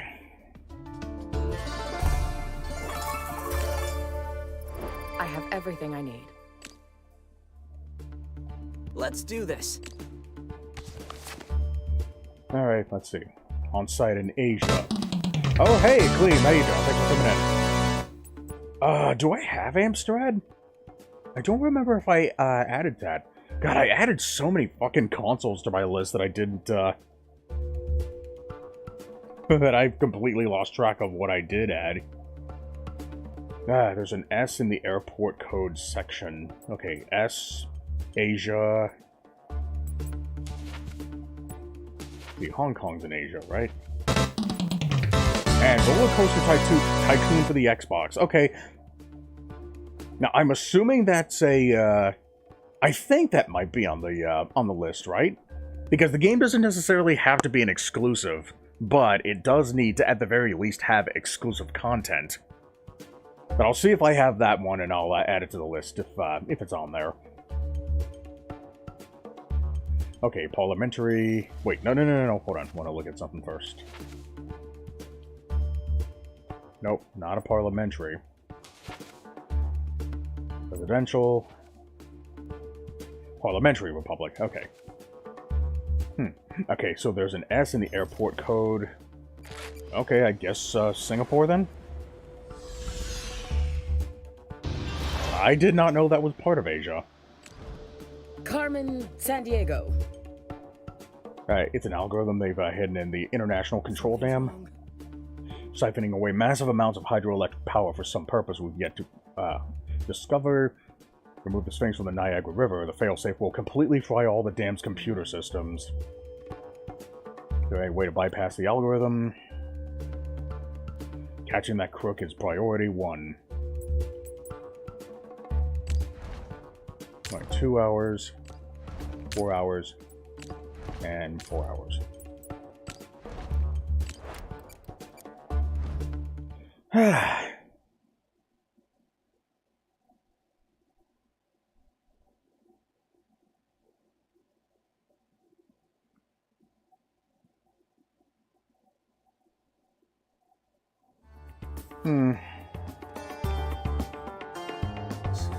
Sandiego? Ooh, and Monopoly for PS1. Okay, thank you for that. That one I should definitely have.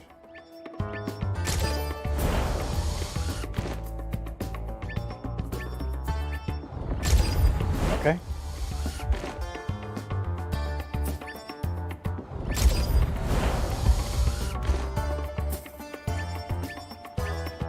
Damn it! Oh, fuck.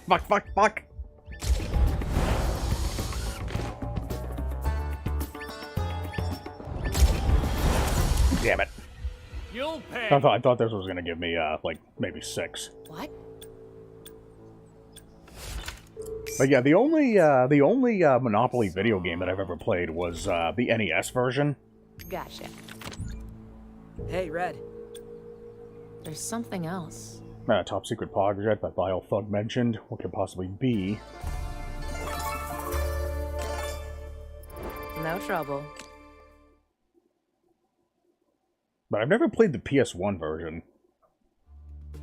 Because so far, I don't know if it's just nostalgia talking, but so far I do think that the NES version is the best version of Monopoly, primarily because of how how snappy all of the animations are.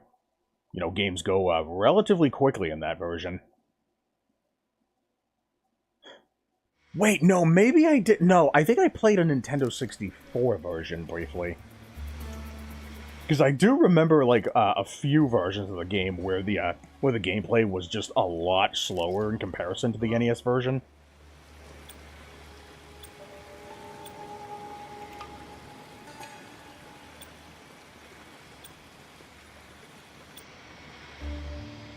How about the former Vile rookie?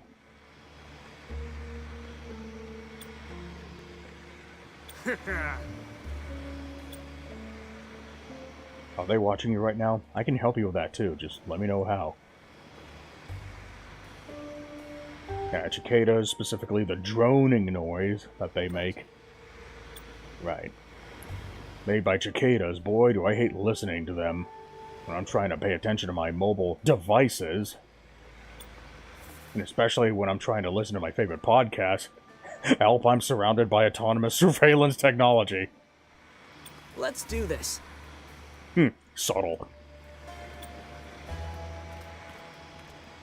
Alright, let's go ahead and look for these drones then. Gotcha. Deactivated. Okay, but I also I actually did take a look at how this whole game lock thing works. The game, I think the game comes out. It comes out on. I think it actually comes out either. I don't remember if it came out today or if it came out on the 20th or the 22nd. But apparently it said that as long as I return this game at any time between now and the 20th, I should be guaranteed to get it in.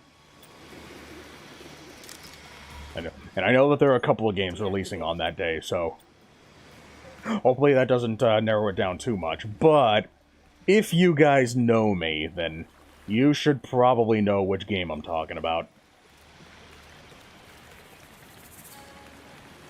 Oh, wait, no, I think I gotta go back and talk to the rookie.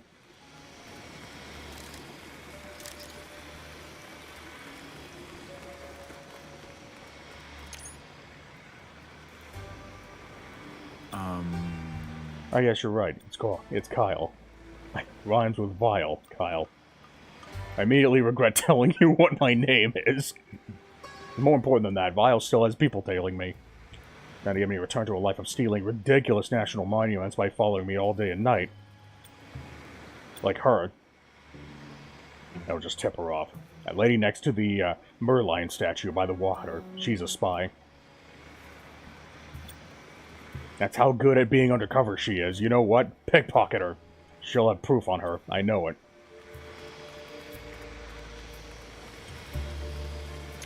This woman? This person is a random civilian.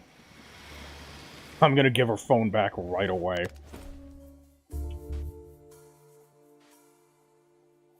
Nope.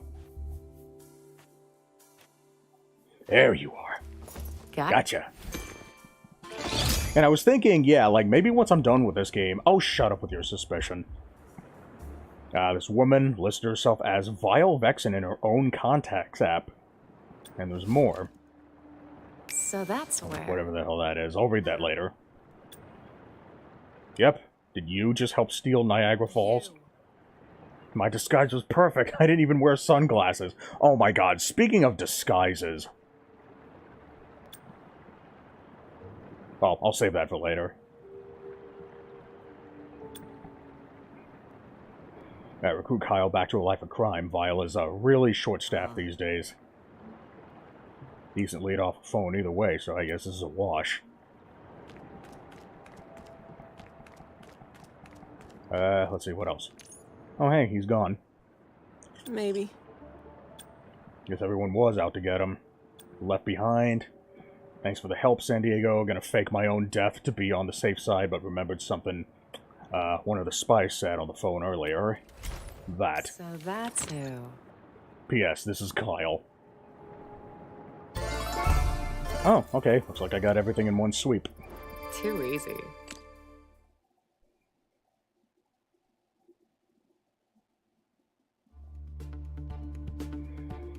Alright. Campong Glam, let's go. Hey, Red.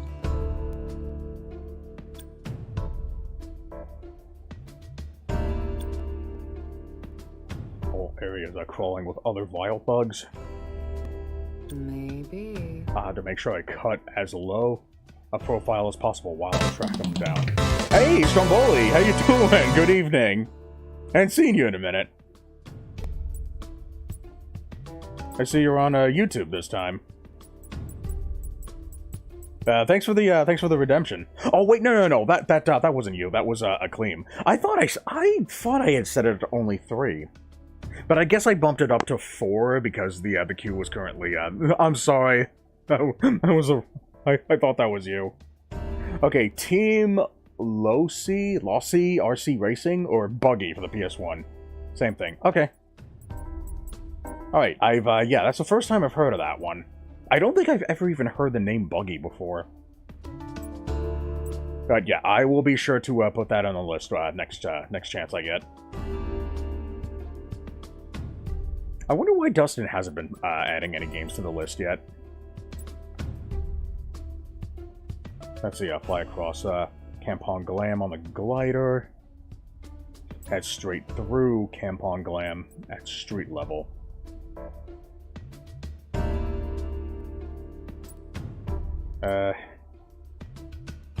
As low of a profile as possible.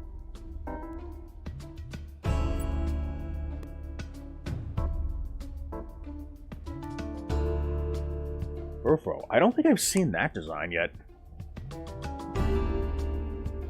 As low of a profile as possible? Head straight through Campong Glam at street level. I guess I could, let's see, do I have this one? Okay, I think I already have this alt.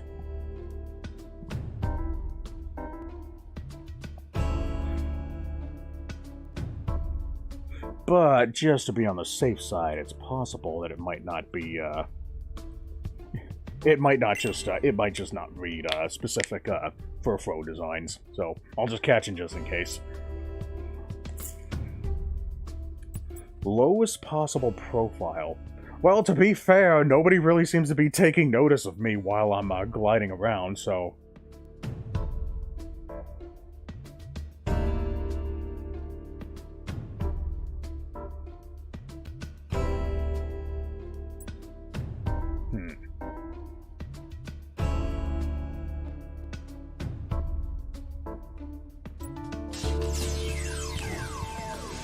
God damn it, really? Whoops. Lighting up about it. They must have spotted you from the ground. How? Nobody's ever spotted me from the ground before. What are you doing? I see. Blend into the crowds, maybe? Seems a distraction to grapple up to the rooftop. From roof to roof, straight to her destination, with Vile none the wiser. Okay. We'll be waiting in one of the storefronts in this area. We'll be going back to the origins of Singapore. The origins of Singapore. Plenty of shops around here that might fit the bill, but I'll start by looking into... Alright, the origins of Singapore.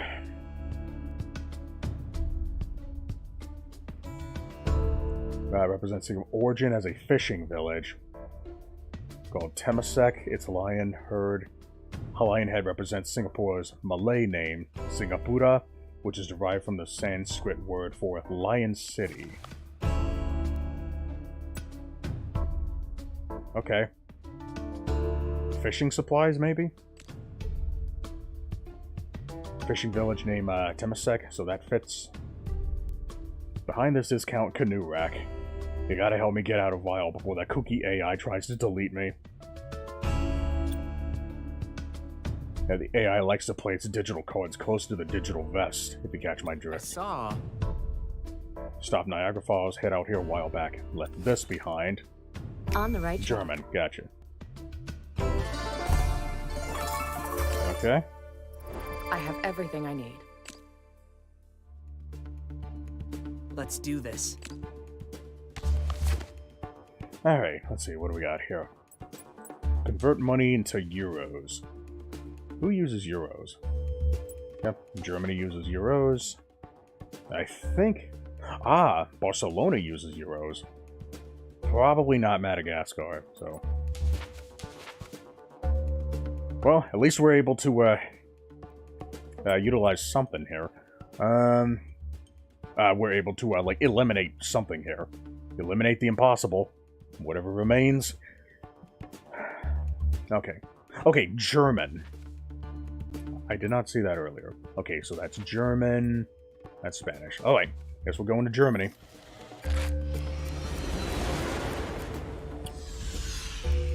Alright. I think we've got one more place to go. I see. Out of Niagara Falls River. Once you've deactivated the failsafe, we'll proceed right away. Give you a heads up once I do. Okay. On it. Oh shit, we're already here. Okay. Damn, I thought I needed to go somewhere. Okay. Buy supplies anywhere I could find. Okay. Alright, let's go ahead and issue a warrant first. Let's see if we can figure out who this guy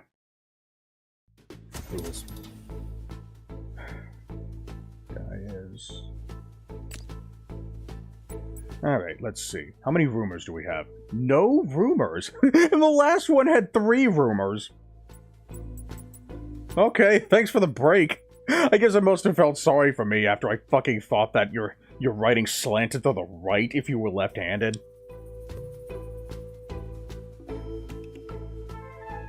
Okay, Amber Eyes. Amber Eyes. God damn it. Amber Eyes. That is,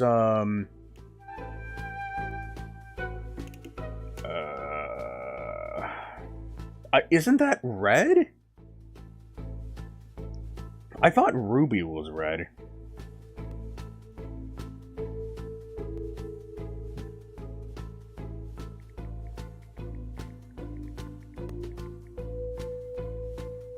Okay, what color is amber? Warm, bright color situated midway between yellow and orange on the color wheel. Between yellow and orange.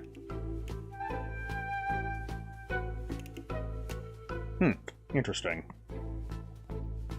Yellow and orange.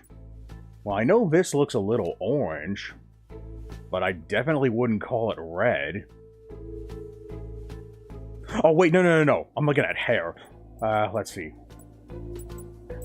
It just flat out says amber eyes. God damn it. Okay. Below the drawing is the printed phrase, left-handed? No!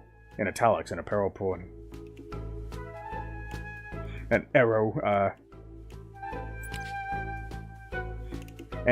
pointing to this phrase has the word clue on it. Okay, no, yes. I'm assuming that means right-handed. Well, you know what? I'll save this one for last in case we don't get a specific match. Let's see. Crossed out list item reading. Engrave fail safe in favorite earrings. No, favorite locket is better. So I'm assuming that means feature. Jewelry, maybe? Corrupted, but there's one compressed archive labeled photo art. Okay, so I'm assuming that means photography is this person's hobby. And also, that same fall fixer needed to clean the pico de gallo stains. Okay, pico de gallo, that's probably Mexican. Okay. Looks like we got a match. Warranty. Jesus Christ, these names. And he's right-handed. So, yeah, that pretty much matches everything that we have in here. So, let's go ahead and issue our warrant. And catch this piece of shit.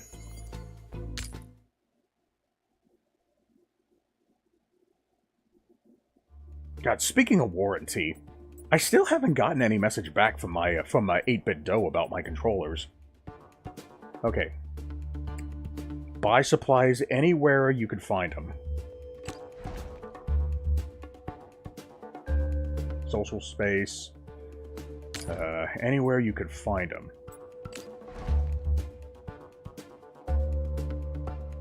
Site of major historical events. Buy museums and galleries.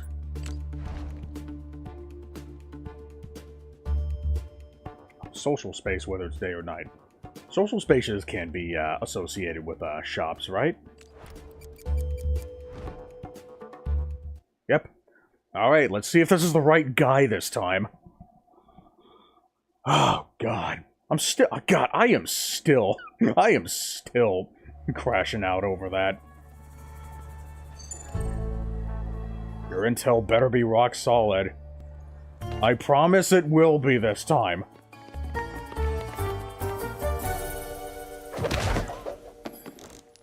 Okay. This is it. Moment of truth. Yes! Oh my god, thank you. Holy shit. We've stopped a vial before and we'll do it again. Alright. Well, that's the, he's like, I've done this song and dance before. I'll find my own way out. Fallen Idol completed. I have everything. God damn! Why am I leveling up so fast? Holy shit. Report. Control codes are entered. Failsafe is now presumed off. Given the go-ahead to lift the Sphinx in 3, 2, 1. And the Niagara River is back at nominal levels. Excellent work, team. We're one step closer to finding this sordid case for good. Closing this sordid case for good. What's the word from the interrogation room? Did our Falls thief let anything useful slip? Why Vile was drawing all that power from the International Control Dam, or where the new secret HQ is. No news on either front, I'm afraid. That operative was little more than a puppet, as much in the dark about Vile's greater plans as we are. It seems Vile's thieves are now only given information on a need-to-know basis, and the only one who needs to know are Hyatt and Carm 1. Biggest stream of capers Vile's ever pulled, but they're riding for a fall, I'll make sure of it.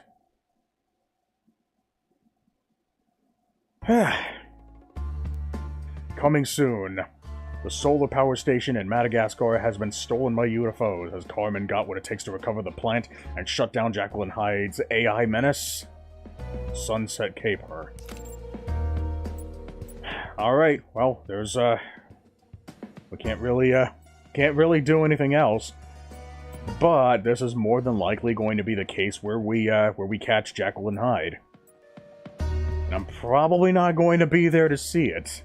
I'll probably just end up watching it on YouTube if I actually care for it, but pretty much all of these cases have pretty much played out the exact same way. And these two cases they haven't really, like, introduced anything new, so I highly doubt that this one is going to, so I'm probably not going to be missing this one at any point. So, yeah. Yeah, more than likely, this is going to be the final case that I play in this game.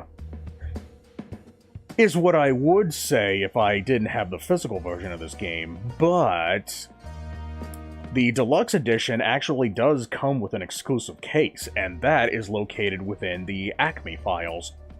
So, to finish off our stream, we're going to go ahead. As you can see here, I have pretty much all 5 difficulties of this, and where in the world? This is the digital, deluxe, well, not digital, the deluxe edition, exclusive case. So, let's go ahead and, get started with, this.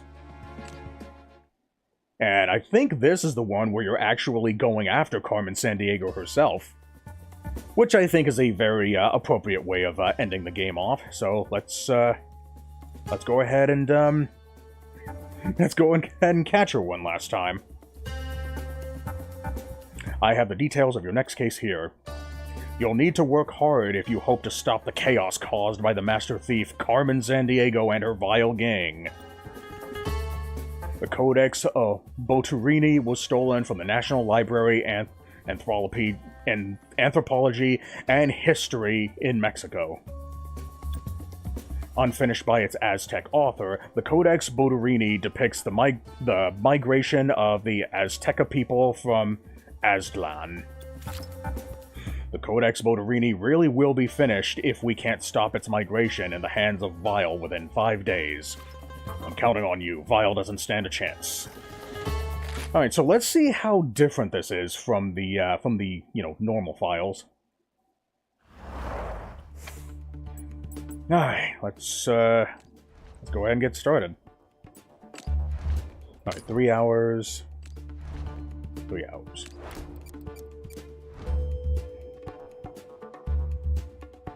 I don't suppose anybody's dialogue is different, right?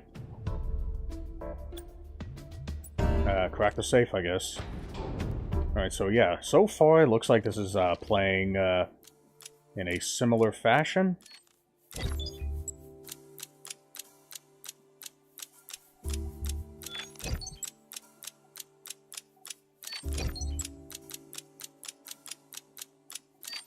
There we go.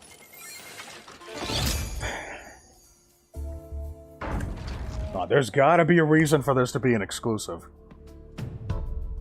Alright, 1 hour flies by. On the right track. Hair wasn't blonde. Okay.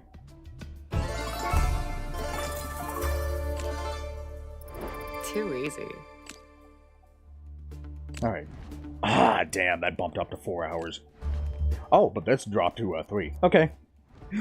I guess it needed to borrow an hour. I want to see Cueva de las Manos. Is that also another Mexican place? Oh, The person you're looking for could have handled a spicier meal. Enjoyed the habaneros. Okay. Alright, I'm gonna stop here. Because for some reason, like, I never get any new information, like, if I talk more, the second time. So I usually stop after, 1. And I usually do pretty good after that. Report to the time crimes. The local Acme division for information about your case. What the hell is this? Is this new? The only thing visible other than cracked peeling walls is an elevator door.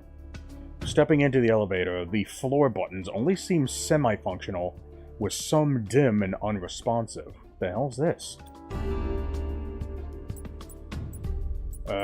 What? What the hell is this?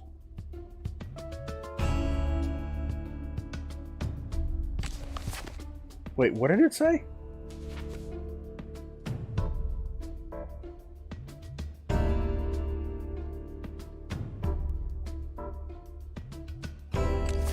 Okay, I guess I'll do, records? A furnace is crackling away in the corner next to dozens of old, rusted filing cabinets. Seems unlikely that anyone's been down here for a long time. Okay. Search the filing cabinets. Under a layer of cobwebs is folder after folder of personnel files. Agent 301. Permanently moved to redacted. Nothing useful in here. Great.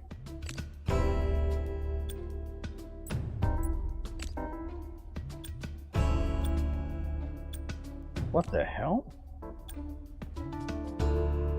Centura retired on her 100th birthday.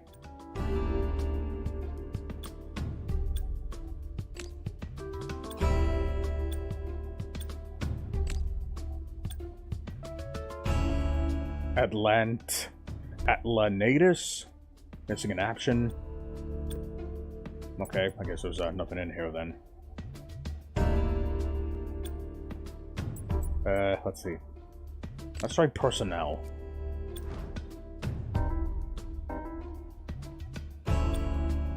You must be the new recruit. I'm Diane, head of personnel. Now I just need you to sign this liability release form. Hereby releases the Acme Detective Agency from all liability so... Nah, the one chief sent to pick up our henchman data. How was I supposed to know it wasn't a new recruit? We haven't had a new recruit in 35 years. You need to stop using the chrono skimmer on your time off. It's frying your brain. Alright, May Revolution. Hair wasn't red. Well, okay. Ready, Red? Alright, let's see. Cueva los Manos. Buenos Aires? Okay, to study the May Revolution.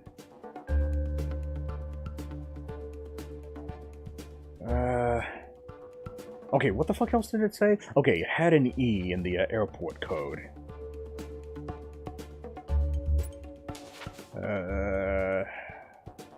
Damn. Let's see. Cueva de los Manos. Now, that doesn't sound like an Icelandic thing. Let's see what's in here. It might be here in Argentina. Because Buenos is Spanish. I'm not familiar with the Icelandic language. I'm gonna go on gut feeling and say, you know, de los, you know, that's a Spanish phrase, so... I think this might be the right place.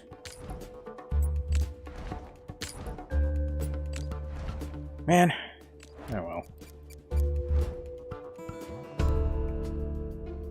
Report number 5, coming from informant Kula Kabbalah, who foresees trouble. Seems the situation was twice as bad as they initially thought. The hell? The situation? Oh, wait a minute. 5, incoming from informant Kula Kabbalah, who foresees trouble. Seems the 6 was twice as bad as they initially thought. 546? 546. Okay, 546. Glad you could get in contact with me. Wow, okay, that's actually kind of clever. And I played a few, I had to have played at least, like, what, 20 or 30 cases in the Acme files, so, yeah, this is definitely new. The airport code includes the letter N. Okay. Favorite sport was all about getting balls and hoops, but hated basketball. Alright, so that's croquet. Okay, so it looks like this mode actually does have a few, unique things.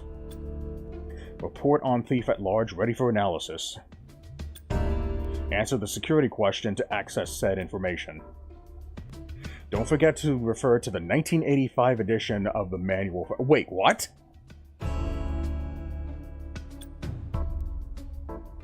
The British lyricist who wrote The Pirates of Penzance was William S. What? Uh-oh.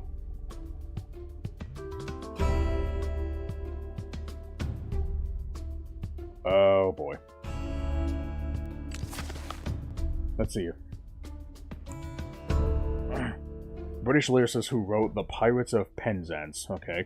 Well, I do not have a manual, so I guess I'm gonna have to resort to good old Google. The Pirates of Penzance. The lyricist is... I'm looking for a William. William S. Gilbert. Okay. Fact checking. Correct. Report incoming. Okay. Okay. Yen. Alright. Sounds like Japan. Alright. Let's see what we got here. Oh! Let's see. Asia? Yep. Starting to sound more and more like Japan. Yeah, let's see if I can get any info on what the crook looks like. Oh! The Shinto Shrine? Yep, that's definitely Japan. Let's do this. Do not need any more info after that. Alright, head to Tokyo.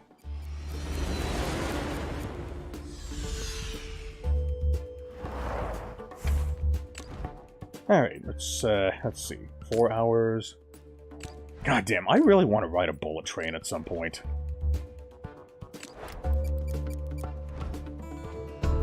Once the Vile hideout was discovered, penetrating its defenses were simple. According to Chief, this Vile thug is known for quirky ways of encoding protected data. Quirky ways of encoding protected data. Ah, fuck, what was her name? It was, Decryption. That was her name. Pings indicating a nearby data stash. The screen reads... Atom detected. Launching Atom Smasher. Atom captured. Quickly answer the problems to decode the password. Okay. 11? The password bar processes for a moment. Let's see. Before unveiling 3 of the 8 icons. Now all it takes to decode and advance evil organizations is a simple child's math problem. Okay, 32 times 4. God, I haven't had to think about multiplication for a while, so let me think. 2, 4, 6, 8. I know there's an 8 in the number, so 3, 6, 9, 12. Okay. Password decoded. Final question. Whoa, okay. divided by 4 divided by 50? Okay, let's see. I'm assuming I need to work from left to right. So, let's see. Divided by 4. So let's see. 14, 3, 6, 9, 12, 5, 10, 15, 20. Ah, shit. Wait, hold on. I can do this. I think it might have the number 25 in the end. Let's see. Wait, no, I think it has a 50 in it. Let's see. 50, let's see. 3, 6, 9, 12. So, how about 350? 357, 14. Okay, so yeah, 350 divided by 50. 350 divided by 50. So, 35 divided by 5. What's 35 divided by 5? That is 7, right? 35 divided by 5 is 7. I think, right? I don't want to take a chance here, so let me type it in here. But I think that's what it is.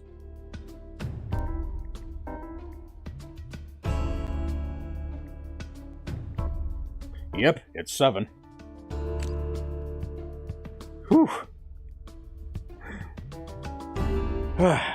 Man, so good to remember my order of operations. You know, funnily enough, for the longest time, I always thought that you had to do multiplication first and then division afterwards. But no, it turns out you actually have to do them both at the same time while working from left to right. I've lived with that for like, what, 25 years? And then when I found out how it actually works, I was so pissed. Arizona. Which password generator created that? The digital cache can be downloaded, revealing crucial data. A Tamil dictionary. Alright. Okay, Sitting obviously in the middle of the floor is an old-school answering machine. Such a way to... For you, press play within 3 seconds. No reason to hesitate.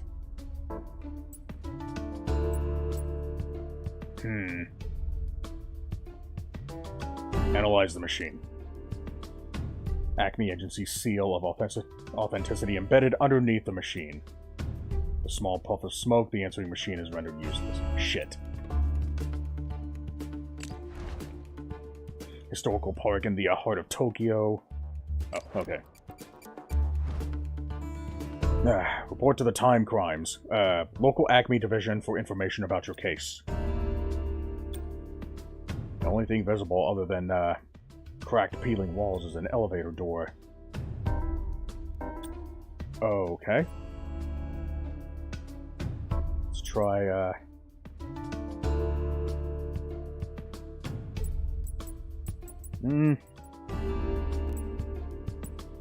Let's try the lab this time. Unusual liquids. Start drinking the murky whiplet. Ah, best cup of joe yet. Doesn't have any leads to contribute. Okay, let's try the personnel. That worked well last time.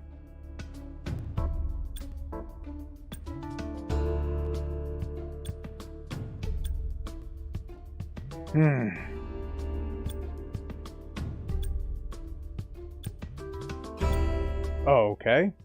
I guess, okay, I guess that's, it was the correct answer again. I wonder if it's different for someone else. On a different playthrough. On it. Alright. Reading a Tamil dictionary.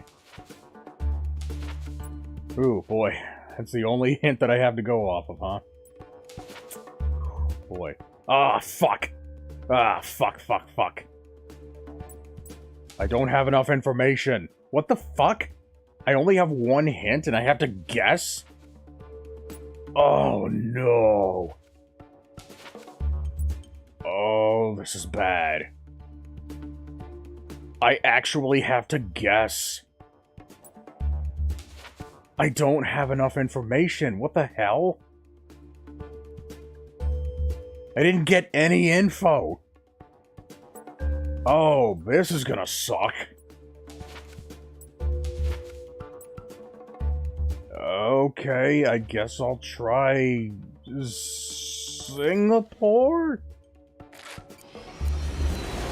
I'm taking a big risk here. But I don't have a choice. God damn it. Well, that's 6 hours down the drain. But at least I know what happens if you pick the wrong city now. Man, that's the first time I ever actually picked the wrong one. Alright, let's see. Blue City. Luxury tourist train. Alright, let's take a look at this. Does this help? Let's see. Pirate Colony and Libertatia. Alright, 1 hour. Not wasting too much time here. Nope. Nothing else. Nope. 4 hours. 3 hours. You! Tap into the call signal. Alright, let's see. Amplitude, definitely keep that low. Let me try to offset this here, see if I can get a better,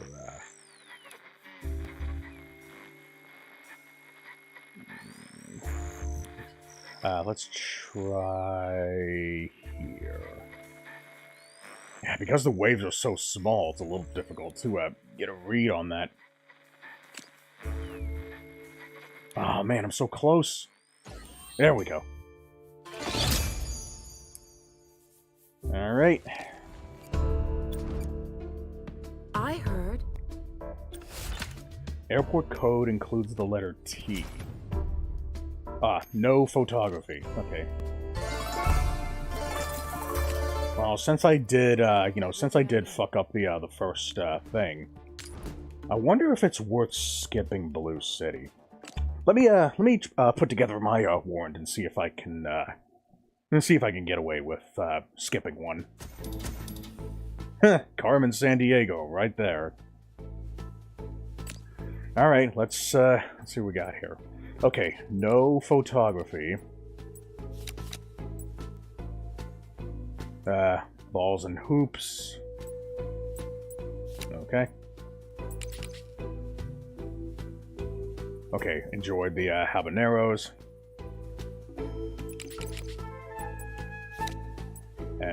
The hair was not blind. Right. Oh, definitely wasn't Carmen. Scar Greynault or Fast Eddie B? Look for someone with hair like a raven. Hair wasn't red. Well, guess confirming that probably would probably be pointless, so... Someone with hair like a raven. Okay, so all that's missing is the hair. Hair like a raven. Oh, okay, so it might be, Fast Eddie B. So I think what I'm going to do is go ahead and do a recon, because since we are still dealing with a,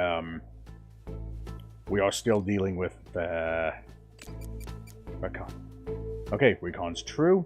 Alright, I guess we'll go ahead and issue a warrant for Fast Eddie B. Let's do it.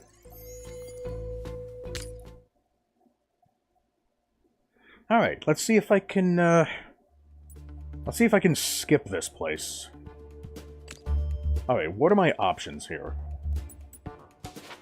The airport code includes the letter T.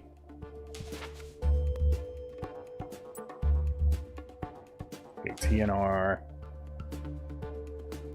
Gig. IST. Okay. So it's either Istanbul or Madagascar. What was it? The Pirate Colony of Libertatia. Pirate Colony of Libertatia. See, do I have any info in here?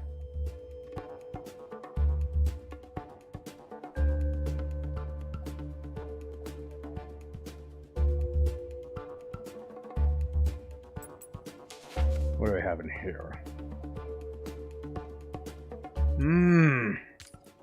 May not have enough info.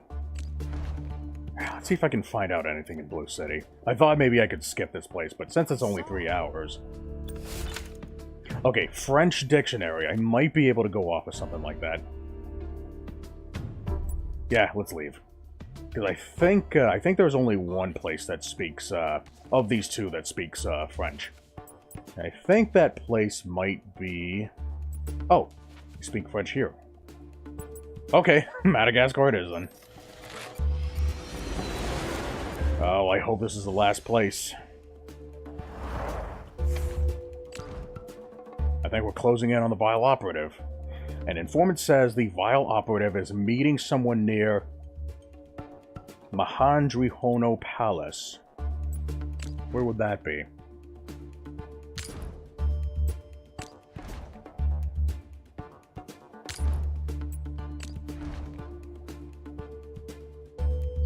Man. Mahandrihono Palace.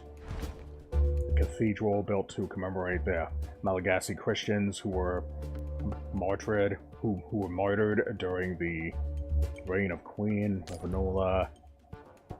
A palace. Hill Rova, and a significant symbol of Marina people. Comprises 3 compounds that reflect the changes under successive rulers.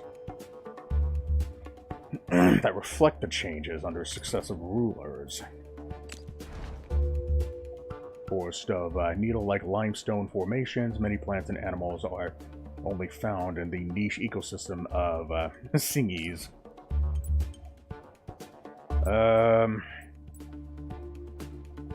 Mahandrihono. Let's see.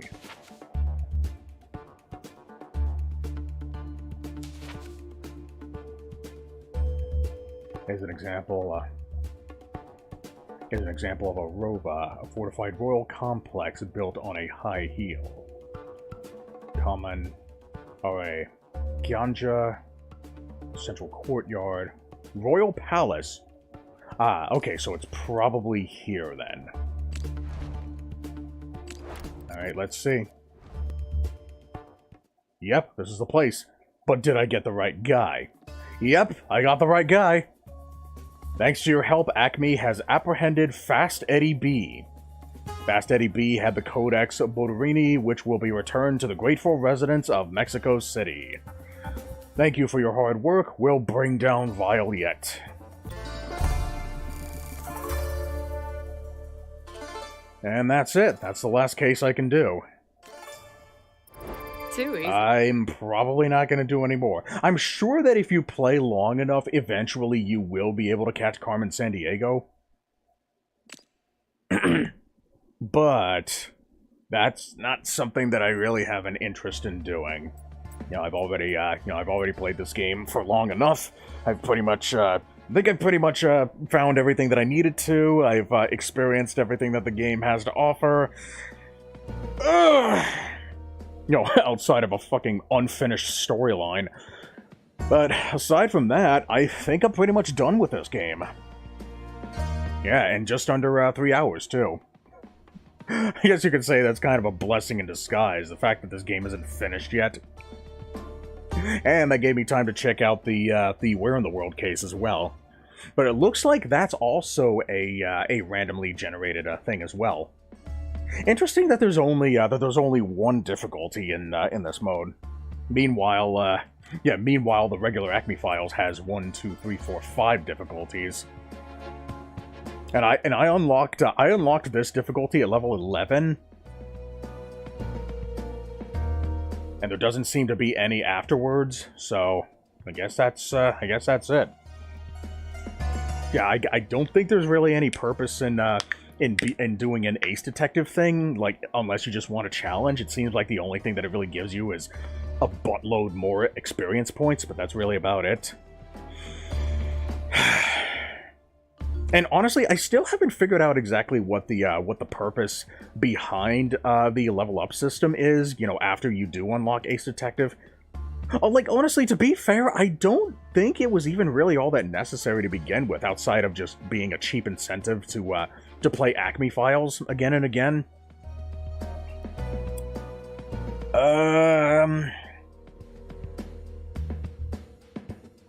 Yeah, I think it was just implemented just for the sake of padding out gameplay time.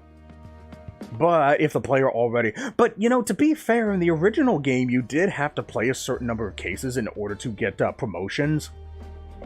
And eventually, like, when you do complete enough cases, you do inevitably end up catching Carmen anyway.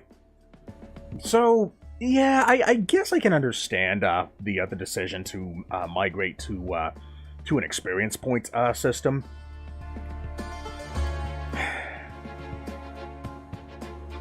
So yeah, I'm assuming that if you do play this case enough times, eventually you do end up catching Carmen. But I do not have the time nor the interest to do that. But I guess for all intents and purposes, I'm assuming this game was primarily intended to be the definitive Carmen Sandiego experience, because this is Carmen Sandiego, a Carmen Sandiego game. You know, it does, you know, it's, the franchise has been pretty much dormant for a very long time, and I do really like how this game is an attempt to, you know, return to form, essentially. You know, to have the game, you know, play much more like it did in the original games. You know, we're in the world, we're in time, America's past, we're in the USA, fucking North Dakota. But, yeah, let me take a look at my my notes here. I guess ranking this game is going to be a little tricky because, one, this is the first time I've ever actually played a Carmen Sandiego game outside of, you know, Word Detective, but that was more of like a, you know, school, like, educational game. Or I guess a language game. And two, I'm honestly not sure if I want to like judge this as a game by itself, or if I want to judge it as a you know, a proper Carmen Sandiego game, as a, you know, a sequel, you know, to a long dormant franchise. Like, I'm sure this game does a lot of stuff better in comparison to, because I did see gameplay footage of the original game, and in comparison, this game does seem to, you know, streamline the process of solving cases relatively well. Like, instead of a calendar, now you just have, like, a countdown timer. And you don't have to worry about taking down notes now, because, like, pretty much all the other notes are taken down, like, and I'm talking, like, within the context of Acme Files. But then, when you actually get into the actual main storyline of the game, which is a campaign most vile, honestly, as much as I hate to say it, this mode seems to just have a lot of bloat in it. And I think that's part of the reason why it's so difficult to judge this game, because I actually do kind of enjoy the Acme Files mode. You know, especially when you unlock the harder difficulties. So, campaign most vile, it has a lot of mini-games in it that didn't even really feel necessary, I think. But, you know, the one thing that it does add is, like, you're able to, like, look for all these different things. You're able to look for, I guess, monuments or points of interest to add to your, I guess, your, like, country fact sheet to help you answer, like, questions within the story. I didn't really find myself utilizing a lot of those facts when I was playing the Acme Files. Like, it seemed like I only ever found myself using them, like, in this mode because of all the instances where you have to actually answer, like, trivia questions, where many of the questions, the answers to these questions were in those facts. And I also really wish that, like, while you were selecting your locations, it would actually, it would tell you, like, what kind of event it was going to be, like, throwing you into, whether it would be an exploration event, or a mini-game, or if you were going to, like, pickpocket somebody, or if it was going to throw you into a trivia thing, or, I guess, like, a multiple-choice, like, what would you do situation. But I guess I can understand the whole, like, trivia point thing. I guess, it does have variety, the types of scenarios that you find yourself in, but a lot of them, I think a big problem with them is that they just seem very, very easy, shall we say. I guess with the main exception being the plug untangling minigame. I think that was just more of a, like, a personal, weakness thing.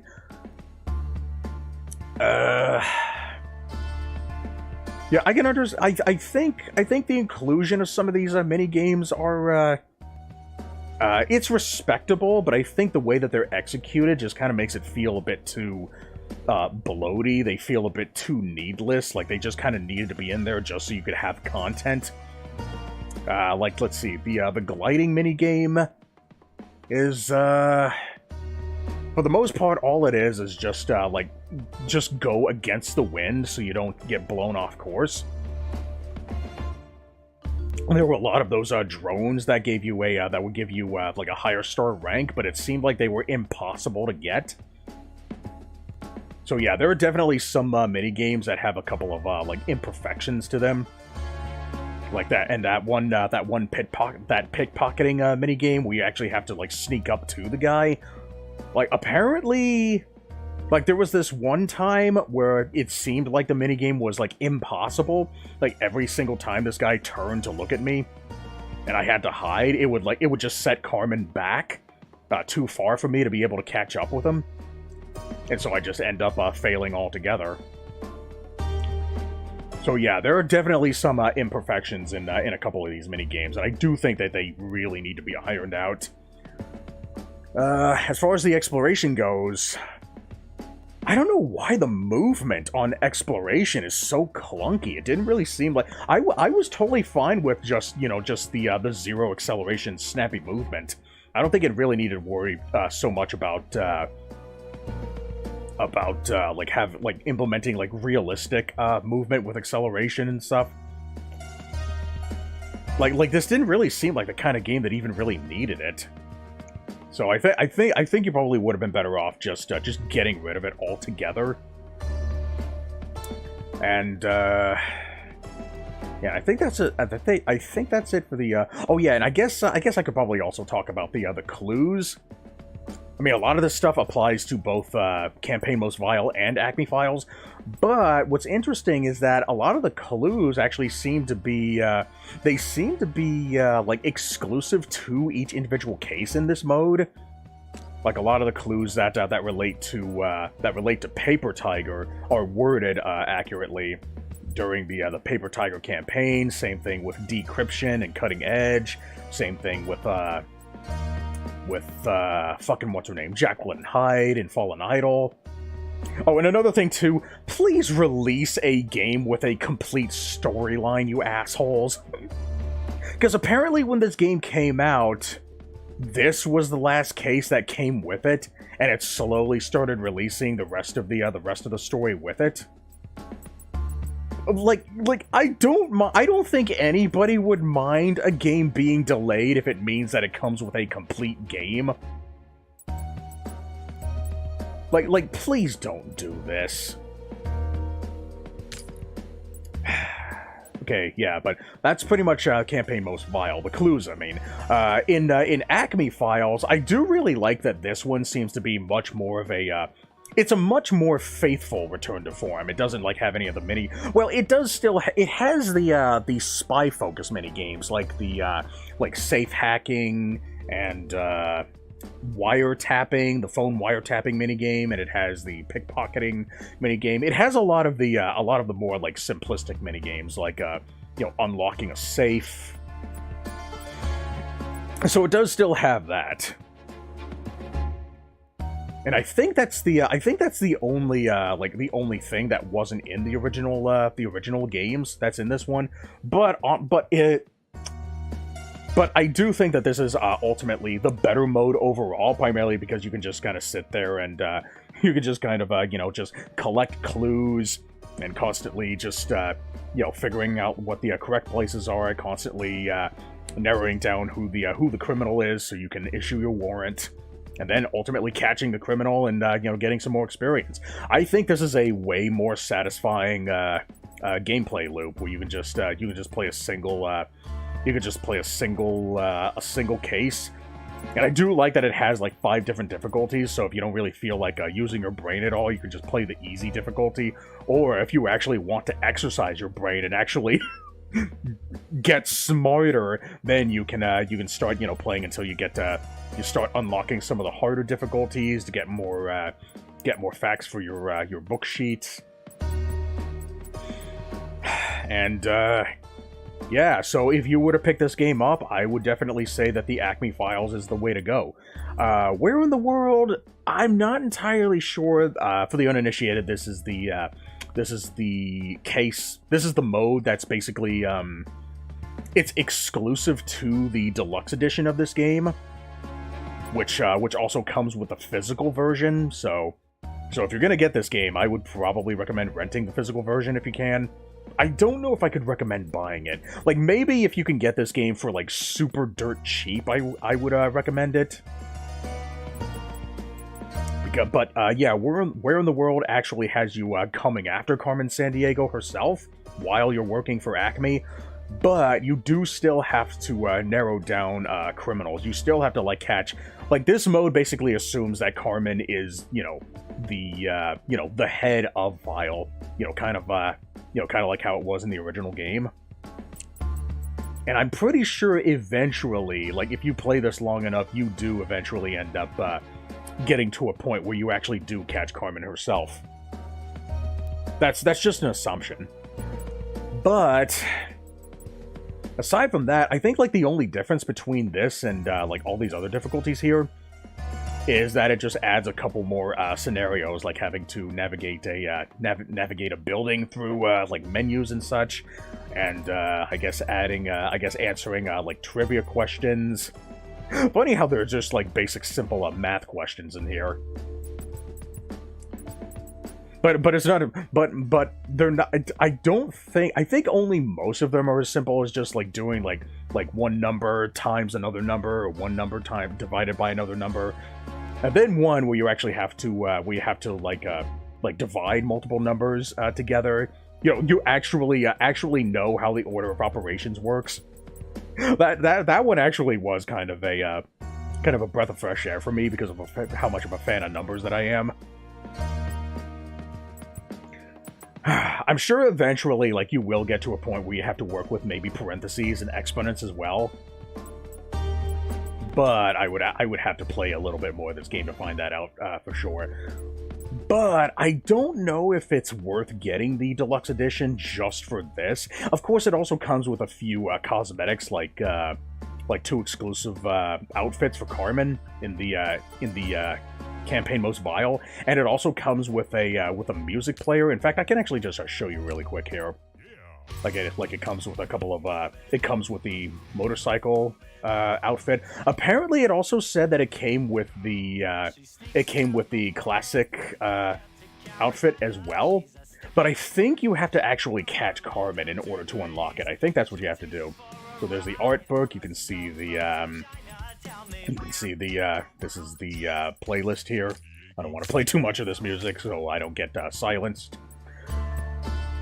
But yeah, that's all the stuff that's in the deluxe edition, alongside this case thing here. So yeah, I don't know if it's worth. I think the deluxe edition tacks on an extra $20. So yeah, if you want to play this, yeah, absolutely get this on sale. Yeah, I cannot recommend. I honestly can't even really recommend the vanilla game at full price. Like, even though it's only $30, I still think that's, considering that the gameplay primarily follows it's primarily, a return to form of sorts. I just don't think that the $30 price tag is even justified, let alone the fucking attacking on the DLC. So I could probably recommend this game if you were to get it for like maybe, I want to say like maybe $10 at absolute most. $15 if you want to get the deluxe edition. Because for all intents and purposes, like, it really is, you know, a genuine, honest-to-God Carmen Sandiego game. So yeah, if you are a fan of the original games, then yeah, more than likely you will enjoy this one. But again, like, I'm looking, I keep looking at the fucking ACME files, and I keep forgetting about all the you know, the bloat that's in Campaign Most Vile. And, you know, that definitely hurts this game's score. Especially considering that you have to play, like, some of the easier cases in ACME files in order to unlock, at the very least, the first couple of cases, or at least the first case, maybe. But, you know, aside from that, you know, the overall gameplay loop really isn't all that much different between Campaign Most Vile and ACME files. The only difference being is that there's just a lot more, like, unnecessary stuff in this mode, so... So, yeah, yeah, this mode did feel like a bit of a slog because of all the bloat and dead air that was in it. So, yeah, if you're gonna get this game, yeah, I would probably stick with ACME files. That'll probably give you the most enjoyment out of this one. Because when I played this one, like it was nice that it had like, you know, unique clues that were tied to each individual case. But aside from that, yeah, I wasn't really a fan of this mode. ACME Files is pretty good though, so yeah, if you're gonna pick this game up, yeah, this is gonna be the way to go. But yeah, that's kind of the main reason why I'm having a hard time giving this game a final score. As much as I want to give it a 6 out of 10, this campaign thing really drags it down, though, and I kind of have to give it a... What can I give it, though? I'm kind of sitting at a 5 out of 10? You know, just because of this? So I think maybe what would be fair is if I divided the score up into multiple parts. So maybe I'll probably give this game 2 separate scores, one for this and one for this. So Campaign Most Vile, I'll give it a 4 out of 10. I want to give it a 5 out of 10, you know, because of all the unique clues, but then you got all the mini-games that just feel like bloat, and they don't even really offer much of a challenge anyway. Most of them are pretty easy for the most part. And then, of course, you got all this needless exploration stuff, you know, just for the sake of padding out time. So yeah, I'll probably give Campaign Most Vile a 4 out of 10. And then I'll give ACME Files, I don't know, I might give this one a 6.5 out of 10, because it cuts out a lot of the bullshit. It does still have a very tiny spoonful of that shit, at least compared to Campaign Most Vile, so... So yeah, a single case would probably take about, like, maybe 10 to 15 minutes, depending on how good you are. And I think this is a really good mode to really help you, you know, pass the time in case you have, you know, nothing else you want to do. So if you want to, you know, spend some time in here, then, you know, you can do that. I guess for what this mode is, I guess I could probably give this, let's see, 5 difficulties. It's kind of a shame that that beating these cases don't really net you any kind of reward. I really wish that it did. The only reward that it really seems to give you is just unlocking the rest of the difficulties. And you do have to play a good amount of this game in order to, you know, unlock the, like, that was actually kind of a very surprising spike between Private Eye and Investigator. Private Eye, you have to be at level 7 to unlock. I think, no, wait, no, level 8. 7 or 8, one of those two. But either way, it jumps up to level 11, I think, in Investigator. Wait, no. It jumps up to... Wait, is Ace Detective level 11? I think Ace Detective level 11. So it jumps from 7... no, it jumps from 8 to 11. Let me see if I remember. Level 1, I think. level 2, level 4, level 7, then level 11. I definitely remember level 11. Okay, but yeah. But yeah, that is definitely a jump from, but it seems reasonable, like, the fact that, you know, for the amount of experience that you gain, and obviously you get more experience for the harder difficulties that you unlock. So, you know, if you want to unlock the hardest difficulty as soon as possible, then yeah, it's definitely beneficial to, assuming you're good enough at, you know enough about geography to, you know, do, at the very least, Private Eye relatively easily, or maybe Investigator. I haven't done Ace Detective yet,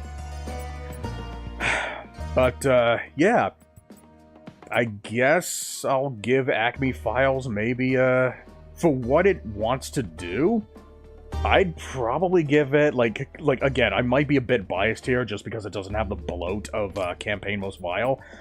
I'm probably gonna sit at around a 7 out of 10 for Acme Files. So yeah, 4 out of 10 for Campaign, and 7 out of 10 for Acme Files. So yeah, if anybody has any interest in this game, then yeah, I'd probably say stick with Acme Files. Of course, I don't need to try to convince anybody who's a fan of Carmen Sandiego outside of just, you know, it is a Carmen Sandiego game. If you played the original games, then yeah, you'll probably enjoy this one.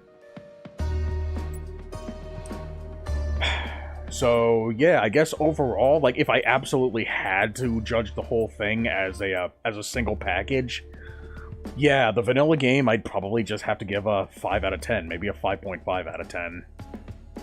Maybe a 5.5, because you do get a lot of experience in Campaign Most Vile, so that does kind of counterbalance it. So yeah, as a package by itself, yeah, I'll give it a 5 out of 10. 5.5 out of 10. So, yeah. I guess that's my overall opinion on this game, and my OBS is getting ready to crash out on me, so I'll go ahead and sign everybody off. Let's see if there's anybody I can raid. Let me save my notes here first before my laptop crashes too. But, you know, either way, I'm glad that I finally played this game. This is my first ever, the first time I've ever played a, you know, a proper Carmen Sandiego game. And yes, this is a proper Carmen Sandiego game, you know, despite the, mainstream, streamlined bloat that you normally see in games these days. You know, the mobile, like, you know, free stuff. You know what I mean? Okay, there's probably nobody to raid at this hour. Let me see if there is somebody I can raid. But, anyways, next time I stream... maybe not.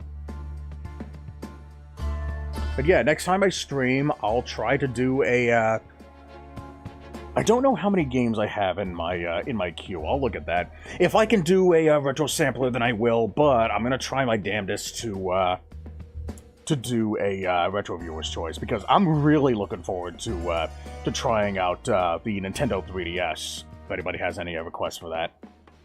So, let's go ahead and raid out to Demon Rider, because there's nobody else streaming. And, I'll let you guys know on Discord what I end up doing. So, thanks everybody for joining. I'm the Negative Ion. See ya.